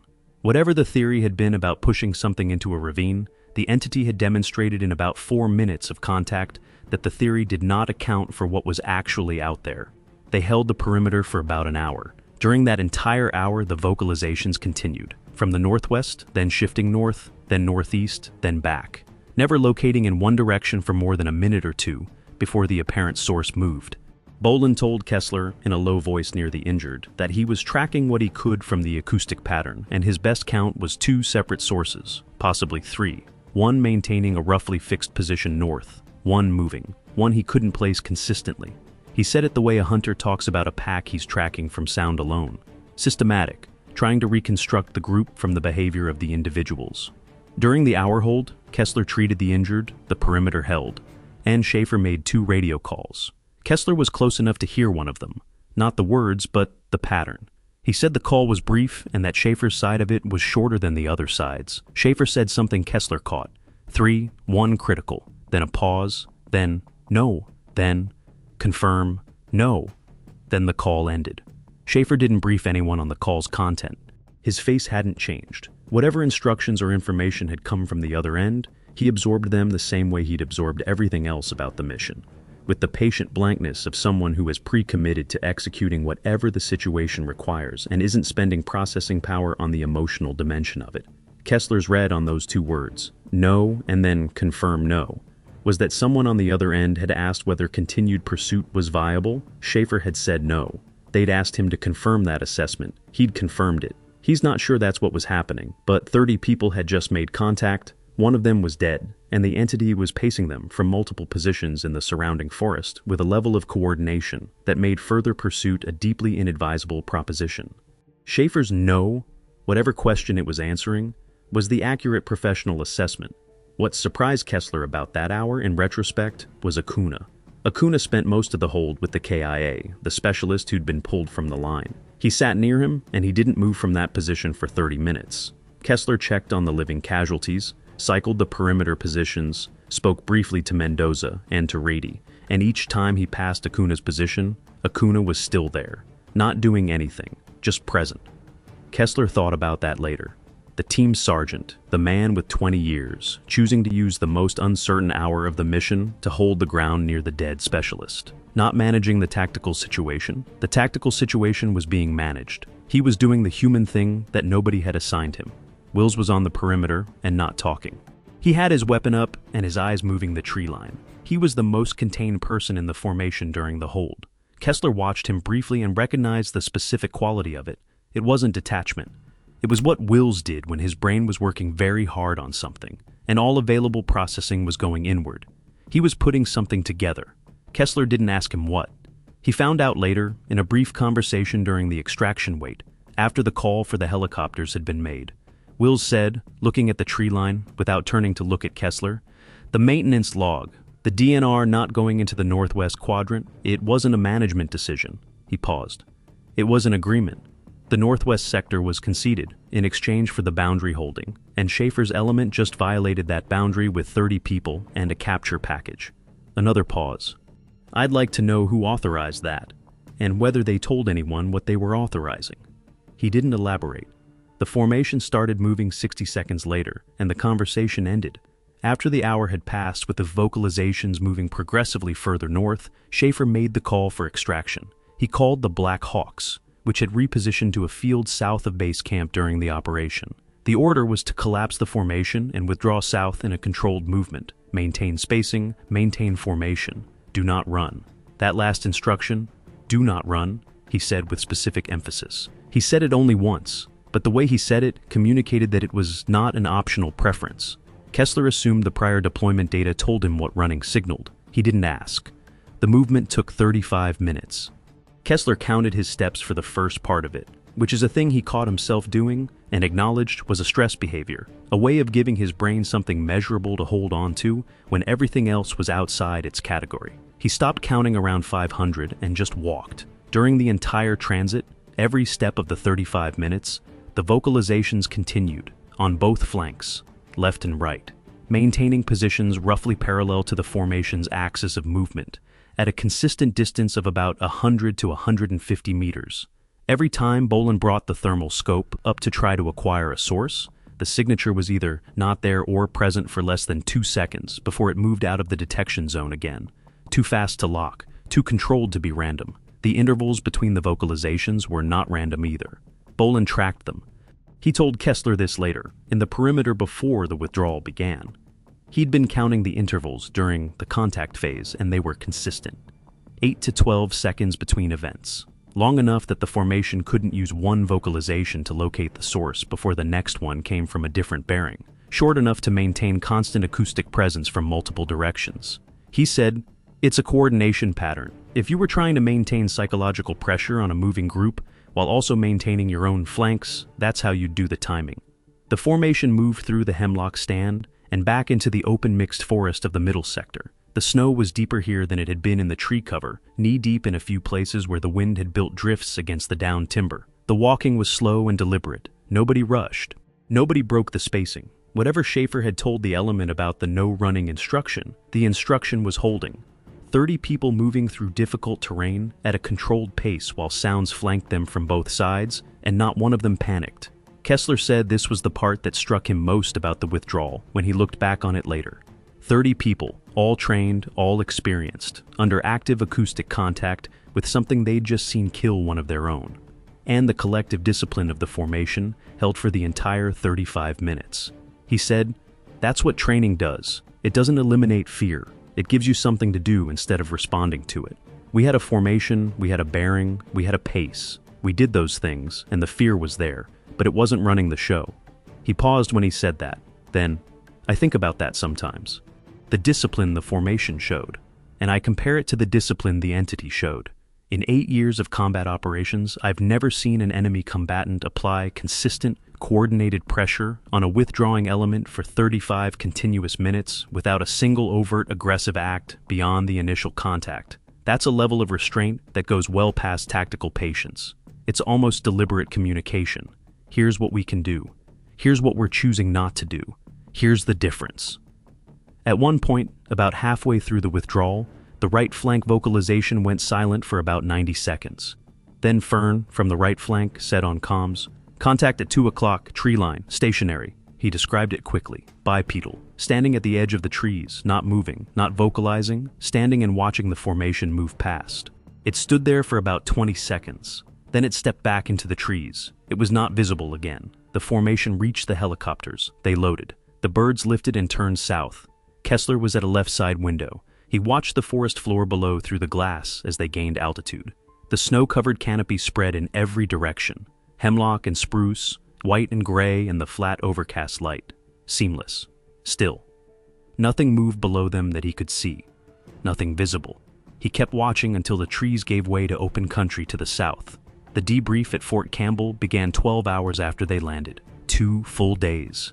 3 separate sessions. The first session was with Hargrove and 2 members of the task force coordination staff. Kessler was interviewed alone.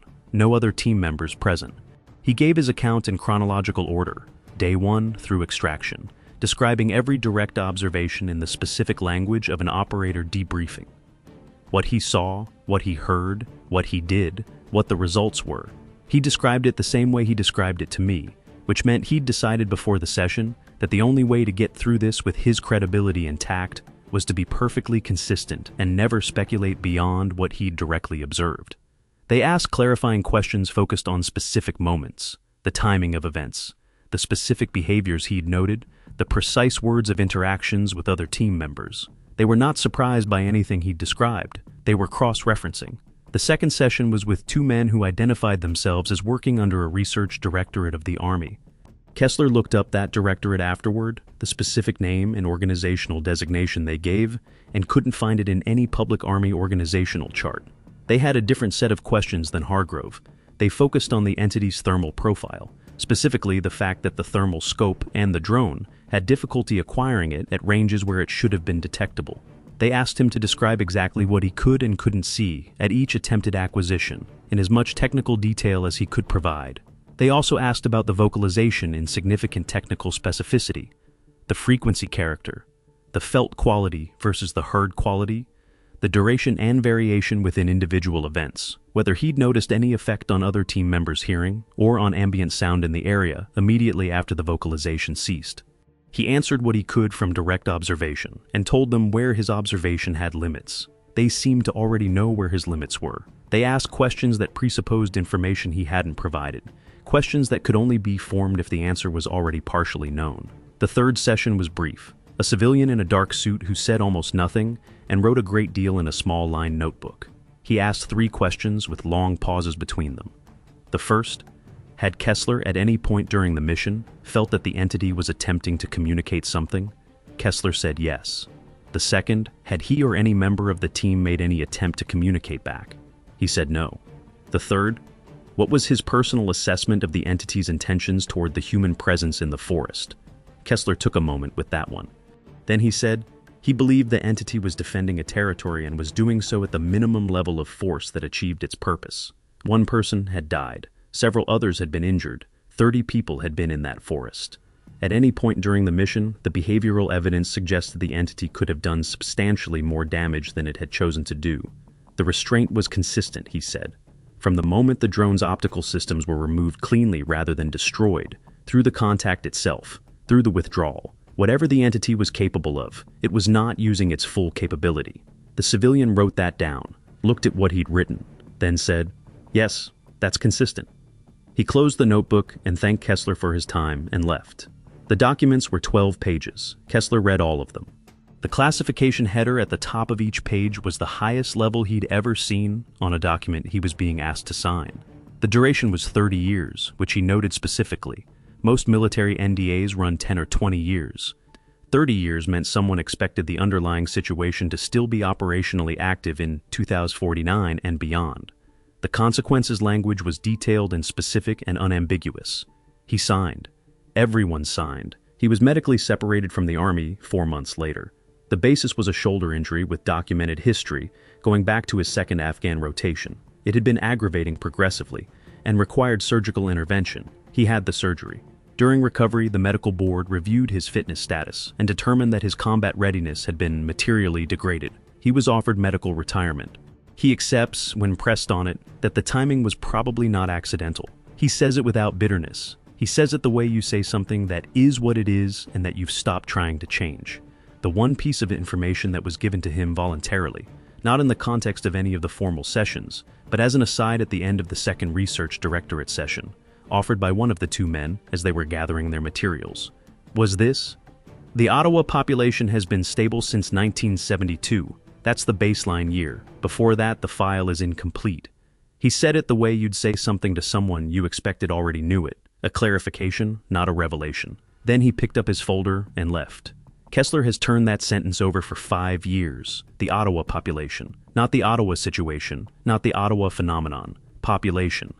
A word that implies a count, implies an enumeration, implies someone has been doing the work of counting for long enough to characterize stability across time.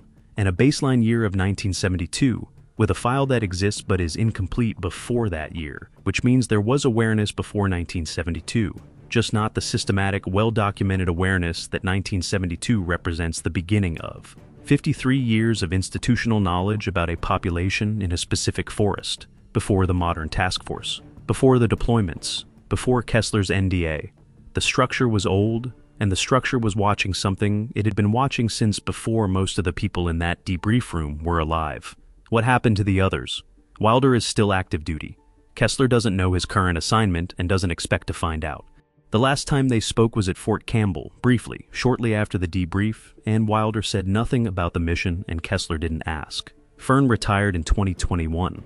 Kessler reached out through a mutual contact, someone who knew them both from a prior unit, and Fern responded briefly.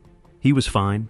He was settled somewhere in the Mountain West. He wasn't going to talk about Michigan. He asked Kessler not to reach out again through that channel. Kessler honored it. Acuna. This is the one that sits with Kessler most. Acuna was separated from the Army approximately 8 months after the Michigan mission. The specific circumstances Kessler doesn't know. The official record would be classified, and Acuna won't discuss it beyond the fact of it. What Kessler knows is that Acuna had 20 years in Special Forces and every indication of staying until his body stopped letting him, and that the timeline of his separation lines up precisely with what happened in the Ottawa in a way that can be coincidence. He's living in El Paso now, near family. He responds to Kessler's texts sometimes. One of those responses, months ago, said he was okay. That's the sum of the communication. Bolin, also separated. Kessler doesn't know the date or the reason. He tried 6 different contact channels and got nothing back from any of them. One person who'd served in the same battalion told him that Bolin had moved to somewhere in the Pacific Northwest. A specific county in Washington state was mentioned, but that person didn't have an address or a current contact number. Bolin has not responded to messages in 2 years. I tried to find Bolin independently. Not to contact him. I understand what a closed door looks like, but to at least verify the general trajectory. What I could establish through public records is consistent with what Kessler told me. A military separation in the relevant time frame, subsequent address history that moved west, and then a gap in the public record that's consistent with someone who has deliberately reduced their searchable footprint. He's not unfindable. Nothing about the pattern suggests he's hiding in any formal sense. He's just gone quiet in the way that some people go quiet when they've decided that the world on the other side of a specific experience is not a world they want to stay connected to. What strikes me about Bolin specifically, of all the team members, is that he was the person best equipped by background and training to contextualize what happened in that forest. He'd spent 2 years in Alaska reading predator behavior in deep winter. He knew how to hold an uncomfortable observation at a professional distance and work with it as data. If the Ottawa experience broke through that, and the pattern of his subsequent behavior suggests it did, then what it broke through was more than most people have. Whatever happened to Bolin in those 8 days was enough to compromise the specific set of skills he'd spent decades developing for exactly this kind of encounter. Wills. Terrence Wills. The intelligence sergeant who found the 4-second thermal anomaly, who read the maintenance log gap in the northwest quadrant as a deliberate institutional decision, who said things during that mission that the rest of the team took an hour to catch up to. Wills was medically evacuated from Fort Campbell in March 2020, 1 year after the Michigan mission. What Kessler was told through informal channels, not from anyone directly involved, from someone who knew someone in the unit, was that Wills had been hospitalized in a psychiatric context. Kessler has tried to reach him 3 times through 3 different channels. No response. I want to be careful about what I say here and what I don't say, because I'm not in a position to characterize what Wills experienced or what his hospitalization represented. What I can tell you is what Kessler told me, which is that of all the team members, Wills was the one who'd been processing the Ottawa most actively and most analytically during the mission itself. He was the one building the bigger picture in real time, integrating each new observation into a framework that was getting progressively more complete and progressively more disturbing. By day 8, Wills had in his head a picture that the rest of the team was still weeks away from arriving at on their own. A picture of a managed, stable, long-term population in a specific forest, with a decades-long institutional infrastructure around it, operating at a level of organizational sophistication that most people don't attribute to non-human cognition. He'd built that picture from the maintenance log, from the FOIA structure he'd identified even before they got in country, from the behavioral patterns of the entity, from the way Hargrove answered questions at the briefing. He held all of it simultaneously. And then day 8 happened, and whatever Wills had assembled in his head between day 1 and day 7 had to absorb the contact on top of it. Kessler said, Terrence carried the most of anyone. He'd been carrying it since before the rest of us had enough pieces to understand what we were looking at. I've thought about that. I think the weight of knowing everything earlier doesn't make the contact easier when it comes. It might make it harder. Mendoza, the junior medic, the one with 3 parallel furrows across his left shoulder, who was telling Kessler to be quick because he wanted his rifle back. Mendoza separated in 2020, enrolled in a nursing program in San Antonio, completed his degree, and works in a hospital there now. He and Kessler talked regularly for about a year after Kessler's separation. Then the conversations got shorter. Then Mendoza stopped answering calls. He texted Kessler 6 months ago. 3 words. I'm good. Stop. That was the last communication. Kessler told me he understands the impulse. He spent 2 years trying to do what those men have apparently done, to file the Ottawa in the part of his mind where combat experiences go, complete and finished and no longer requiring attention. He couldn't. The specific thing that makes it different from combat is that combat is done. Whatever you faced either survived or didn't, and either way the encounter has an end. The Ottawa doesn't have an end. The entity is still in that forest. The task force is still active, as far as he can tell from what he picks up through back channels. The NDA clocks are running for another 24 years. It's not over. He'd be fine if it were over. It isn't. My investigation. What I could verify and what I couldn't. The Ottawa National Forest is exactly what Kessler described. I've driven the forest roads in the Ontonagon district. I've spent time in the western UP in winter. The geographic specifics, the terrain, the road quality in March, the cell coverage pattern, the quality of the isolation in the northwest sector, are accurate in every detail he gave me. This is verifiable by anyone with a truck and a weekend. The silence is also real. It's not a dramatic embellishment. The northwest section of the Ontonagon district is the kind of place that generates silence the way other places generate noise. 5 of the 7 deaths I described earlier are traceable in public records. I found them through county death records in Michigan, SAR incident logs that were partially responsive to a records request, and 1 local newspaper archive. The pattern of the official findings versus the anomalies noted in secondary documentation, the discrepancies between what the coroner found and what the investigators found, between what the cause of death section said and what the attached supplemental notes said, is consistent with what Kessler described from the briefing. None of that proves what caused the deaths. It's consistent with what Hargrove told the team. The 2 deaths that were still in federal review at the time of the briefing, I could not find public records for either, which is consistent with what Kessler was told about their status. The FOIA request, real and really denied.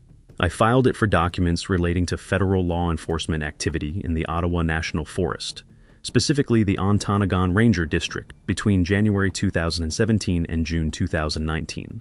The denial came back citing Exemption 7A. The field office listed as the denying authority is not one I could locate in the DOJ's public organizational chart. My researcher filed a clarification request 8 months ago. It is pending. The satellite imagery. I obtained commercial multispectral imagery covering the operational zone through a research licensing arrangement with a private satellite operator. The imagery included infrared bands at a resolution sufficient for terrain analysis. The hemlock stand Kessler described is identifiable. The ravine formation north of it matches the description.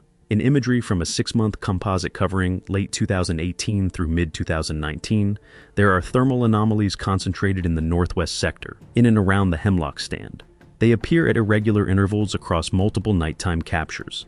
The distribution is too diffuse and too irregular to be explained by geothermal activity in the conventional sense. There is no documented geothermal feature in that specific area that would account for the pattern. I showed the composite to 2 remote sensing analysts. One said the anomalies were consistent with biological heat sources, multiple sources, moderate signature, consistent with large warm-blooded organisms that were present intermittently across the observation period. The other said he couldn't determine the source from the imagery alone and wouldn't speculate. The Houghton County Memorial Airport, the entry point Kessler described, small terminal in Calumet on the Upper Peninsula, is real, exactly as he described it. It has 2 runways, limited commercial service through regional carriers, and charter operations. I called the charter operations desk there under a pretext of planning a large group trip and asked generally about government charters in late winter of that year. The person I spoke to said they handled several throughout the year, but that manifest details for charters were confidential. He said it pleasantly and without any particular register of caution, which to me is consistent with what Kessler described: a routine entry, nothing flagged at the airport level, 3 civilian trucks in the lot, very ordinary. The property management company the vehicles were registered to. I tried to trace it independently. There are several property management companies registered in the upper Midwest that could plausibly have provided cover registration for the vehicles. None of them that I could find in the public business registry showed any federal contracting relationships. Which is not surprising. If the vehicles were registered under a front company maintained for this kind of use, that company's purpose would be specifically to not appear in obvious places. There are 2 other former military personnel I've spoken with through separate channels who have described experiences in remote northern forests in the upper Midwest that are consistent with elements of Kessler's account. I'm not going to name the individuals or be specific about the circumstances, because neither of them has consented to go on record, and both of them have been very clear about not wanting their experiences attributed to them in any way that could be connected back. What I'll say is this: one of them was in a remote section of Wisconsin in the summer of 2014. One was in Minnesota, in the northern part of that state near the Canadian border, in the fall of 2017. Neither of them knows the other exists. Neither of them knows I spoke to both. When I described Kessler's account of the vocalization to the Wisconsin source, the pressure change quality, the felt in the chest component, the ears popping slightly, I described it without giving him any prior framing and without telling him what Kessler had said. He was quiet on the phone for a while. Then he said, "The chest thing." Then he said, "Yeah." Then he was quiet again. I didn't push him. He's not ready to say more, and pushing him would close the door entirely. I left it at that. The maintenance log gap in the northwest quadrant. I filed a public records request with the Michigan DNR for operational records covering the Ontonagon Ranger District for a 10-year period matching what Wills identified. The response I received was a partial data set. The records for the northwest sector within the relevant period were either absent from what was provided or flagged with a federal hold notation. The DNR office, when I called to ask about the hold, said it had been placed under an Interior Department directive that they could not elaborate on and that predated the current administration. They were politely, genuinely unhelpful in the way of people who don't have the information and can't get it any more than I can. The Army Directorate, the 2 researchers identified themselves as in the debrief. I cannot find it. I've searched the Army's public organizational documentation, the defense authorization documents that list Army research activities, and the unclassified portions of several OUS DR&E directories. The specific name Kessler gave me doesn't appear in any of them. That doesn't mean it doesn't exist. It means it's not public. What I can tell you is that Kessler is not a man who invents things or embellishes them. 14 years in Special Forces, including 3 combat deployments, requires a specific and consistent ability to report accurately under conditions where the temptation to simplify or exaggerate is constant. The training builds a habit of precision in observation and description that becomes second nature. When Kessler tells me he fired twice and saw both rounds impact and the entity staggered and then straightened and then looked at him for 7 seconds, that is a precise account of what he observed. When he says the eyes were amber, not gold, not yellow, he is making the distinction because the distinction is real in his memory. He is not the kind of man who mistakes things. The thing I keep coming back to, the one detail that has stayed with me longest, that I can't leave alone no matter how many other parts of this story I turn over, is the drone camera housings. The optical units, removed from the mounting points, set face down in the snow beside the aircraft, side by side. Think about what that requires. You have to know what a drone is. You have to know which component of the drone performs the observation function, as distinct from the navigation function and the propulsion function and the power function. You have to be capable of removing precision-fitted housings from their mounts without tools, using whatever you have available in the way of manipulative capability. And you have to understand that leaving those components beside the drone, not destroying them, not carrying them away, leaving them beside the aircraft in the snow, face down, communicates something different than destruction would communicate. Destruction says, I can break your things. What was left in that clearing said, I know what your things do, and I've chosen to take away that specific function while leaving everything else intact, and I've left the evidence of that choice in a place where you'll find it. That is a message. It requires a theory of mind, a model of what the observer knows, wants, and understands. It requires an understanding of how the human looking in that clearing is going to interpret what they find.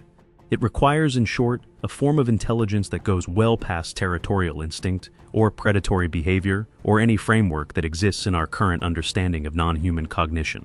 I think about the 7 deaths: officially, exposure, workplace accident, undetermined, cardiac event, undetermined. Each one individually explainable, as a pattern across 14 months in a specific sector of forest, showing anomalies in the physical evidence that experienced people consistently flagged and that consistently failed to carry over into the official findings. That pattern reads differently, especially when the entity that was subsequently identified in that forest had already demonstrated, repeatedly and specifically, that it understood the difference between force that would produce a detectable record and force that would be absorbed by the official explanations for deaths in remote wilderness. 7 deaths over 14 months. At a rate and a method that drew federal attention without becoming a crisis. Not 8, not 12, 7 over 14 months, and then a pause. The task force arrived and the deaths stopped. Not because the entity disappeared, because the calculus of the situation changed. I can't tell you that's what happened. I can tell you it's the interpretation that fits every available piece of evidence, including what the entity demonstrated in the contact on day 8. That it had 30 people in that forest and 1 person died and the rest were allowed to leave. There is one more thing Kessler said that I want to put in front of you before I close this out. I asked him what he thought about the institutional picture, the baseline year of 1972, the population count, the ongoing task force. The idea that someone somewhere has been making a management decision about the entity in the Ottawa National Forest for more than 50 years, and has decided that the right answer is a count and a watch, not a public disclosure. He thought about it for a while. He said, that would mean they know what it is, not just what it does, what it is, what it requires, what the long-term relationship looks like. Another pause. And they've decided the right response is to count them, watch them, keep the buffer zones clean, and not tell anyone. Then he said, think about what that decision means. It means someone assessed the situation and concluded that engagement or exposure would produce worse outcomes than management. That's not the decision you make if you're not afraid. That's the decision you make if you know exactly how badly engagement ends. He looked at the window for a moment. I don't know if it's the right decision. I've thought about it for 5 years, and I don't know. The entity is not the problem I have with it. The entity is doing what it's done for a very long time, and it's doing it with what I can only read as restraint. The problem I have is the 7 people who went into that forest and didn't come back out, and who didn't get a briefing first. The Ottawa is a public forest. Those people had no way to know what sector they were in, or what a specific kind of silence in a specific part of that forest means. They just went into the woods. He looked at me. What's the right answer to that? I don't know. I know the current answer isn't it. Kessler has a dog, a large shepherd mix, big-headed, easy-natured, the kind of dog that makes a house feel occupied. He got her from a rescue about 2 years ago. He walks her in the morning, before the light comes up fully, on a road near where he lives. A stretch of open country with agricultural fields on both sides and a patch of mature woodland at the far end of the road, where the fields give way to trees. Most mornings, the dog walks the whole road and home, without incident. Some mornings, she stops. Not at the fields, not at the road itself. At the tree line, at the far end of the road, where the woodland starts. She stops and she points. The specific pointing behavior of a dog that has scented or sighted something and is processing it, ears forward, body rigid, weight shifted toward the front. She holds it for 5 or 10 seconds. Then she looks up at Kessler, then back at the trees, Then she decides to keep walking. He lets her make that choice. He says her judgment about when to keep walking is probably better than his was that March morning in the Ottawa, when he stopped at the edge of a ravine because something that had been tracking the formation for 40 minutes decided to let the formation know it could have been stopped much sooner. He watches the tree line. He keeps walking when she keeps walking. He told me, at the end of our last conversation, that he's stopped trying to decide whether he made the right choice by talking to me. He made it. He had reasons. Whether it changes anything, whether the people who went into the Ottawa after his team went in, knowing what he knows now, whether any of the institutional architecture shifts because of what he's told me, he can't know that, and spending time on it doesn't help him. What he knows is what he saw. What he knows is what it means. And what he knows, most clearly and most persistently, is that the forest in the northwest quadrant of the Ontonagon Ranger District is doing what it's been doing for 50 years of documented record and an unknowable period of time before that. Maintaining something, guarding something, doing its job with a patience and a precision that makes any human operation in that area look, by comparison, very temporary. He said, "The last time I talked to him, whatever arrangement exists between us and them, I don't know exactly what it is. I don't know how explicit it is. I don't know what it requires from either side. But I know it's not nothing. And I know what happens when one side stops honoring it." He paused. Prescott thought he could contain it with enough steel. The task force thinks it can manage it with enough clearance levels. I don't think either of those things are true. And I don't think whoever is making the decisions up the chain fully understands what they're managing. Another pause. Sooner or later, someone is going to go back into that forest with more authority than the last team and a different objective. And whatever understanding currently exists between the Northwest Ottawa and the people who are supposed to be keeping it stable, I don't think it'll hold. He let that sit. When it breaks, it won't be them who started it. The Ottawa National Forest is open to the public, 987,000 acres, camping in designated areas, fishing in the Ontonagon River system, hunting in season, hiking in the areas where trails exist. Thousands of people go there every year. They come back with accounts of beautiful, ordinary wilderness experiences. The light through the hemlocks, the sound of the river, the particular quality of cold, clean air in a forest that's been growing for 100 years. Most of the Ottawa is exactly what it appears to be. The northwest sector of the Ontonagon Ranger District is accessible. There's no fence, no posted sign saying, "Keep out." No visible infrastructure of any kind to indicate that the area has any status different from the rest of the forest that surrounds it. The 2-track roads that service it are not plowed in winter and are not on most GPS databases. The Forest Service website lists no points of interest, no facilities, no access information for that area. If you pull the visitor traffic data from the district office, you'll find almost nothing logged in the northwest quadrant in any year of record. People don't go in there much. There's never been a specific reason. I've been honest with you about everything I know and everything I can't verify. 7 people died in and around that forest over 14 months, and the deaths are in the public record with anomalies that nobody has explained publicly. A special forces team went in, made contact, came back short, and signed documents that will run for 30 years. The FOIA requests are denied. The satellite imagery shows heat signatures that 2 independent analysts can't agree on. The file on the Northwest Ottawa, according to what Kessler was told, goes back to 1972. I don't have a conclusion that resolves any of that. I have an account, I have verification of what can be verified, and I have the specific character of a man who spent 14 years in the most demanding professional environment the American military produces telling me the most frightening experience of his life. You decide what you think. If you've spent time in the Ottawa or in any remote northern forest in the upper Midwest, and you've had something happen that you didn't have a category for. The quality of a silence that felt like presence rather than absence. A sound that registered in your chest before it reached your ears. Something in the trees above the level where things should be moving. I genuinely want to hear about it, not to prove anything, to understand the shape of what's out there. And if you ever find yourself on a forest road in the western Upper Peninsula of Michigan, pushing north on a 2-track that your GPS doesn't have loaded in the dark in March with the hemlock pressing in from both sides and the silence getting dense enough to feel, and you hear something in the canopy above you that is too measured, too controlled, and too close, don't look up. Start moving south. Move with intention, not with panic. Move the way the 30 soldiers in that formation moved on day 8. Like people who are leaving because they've decided to leave, not because they're running. Whatever is in those hemlocks has been making a decision about every human presence in that sector for a very long time. It is generally decided to let people leave.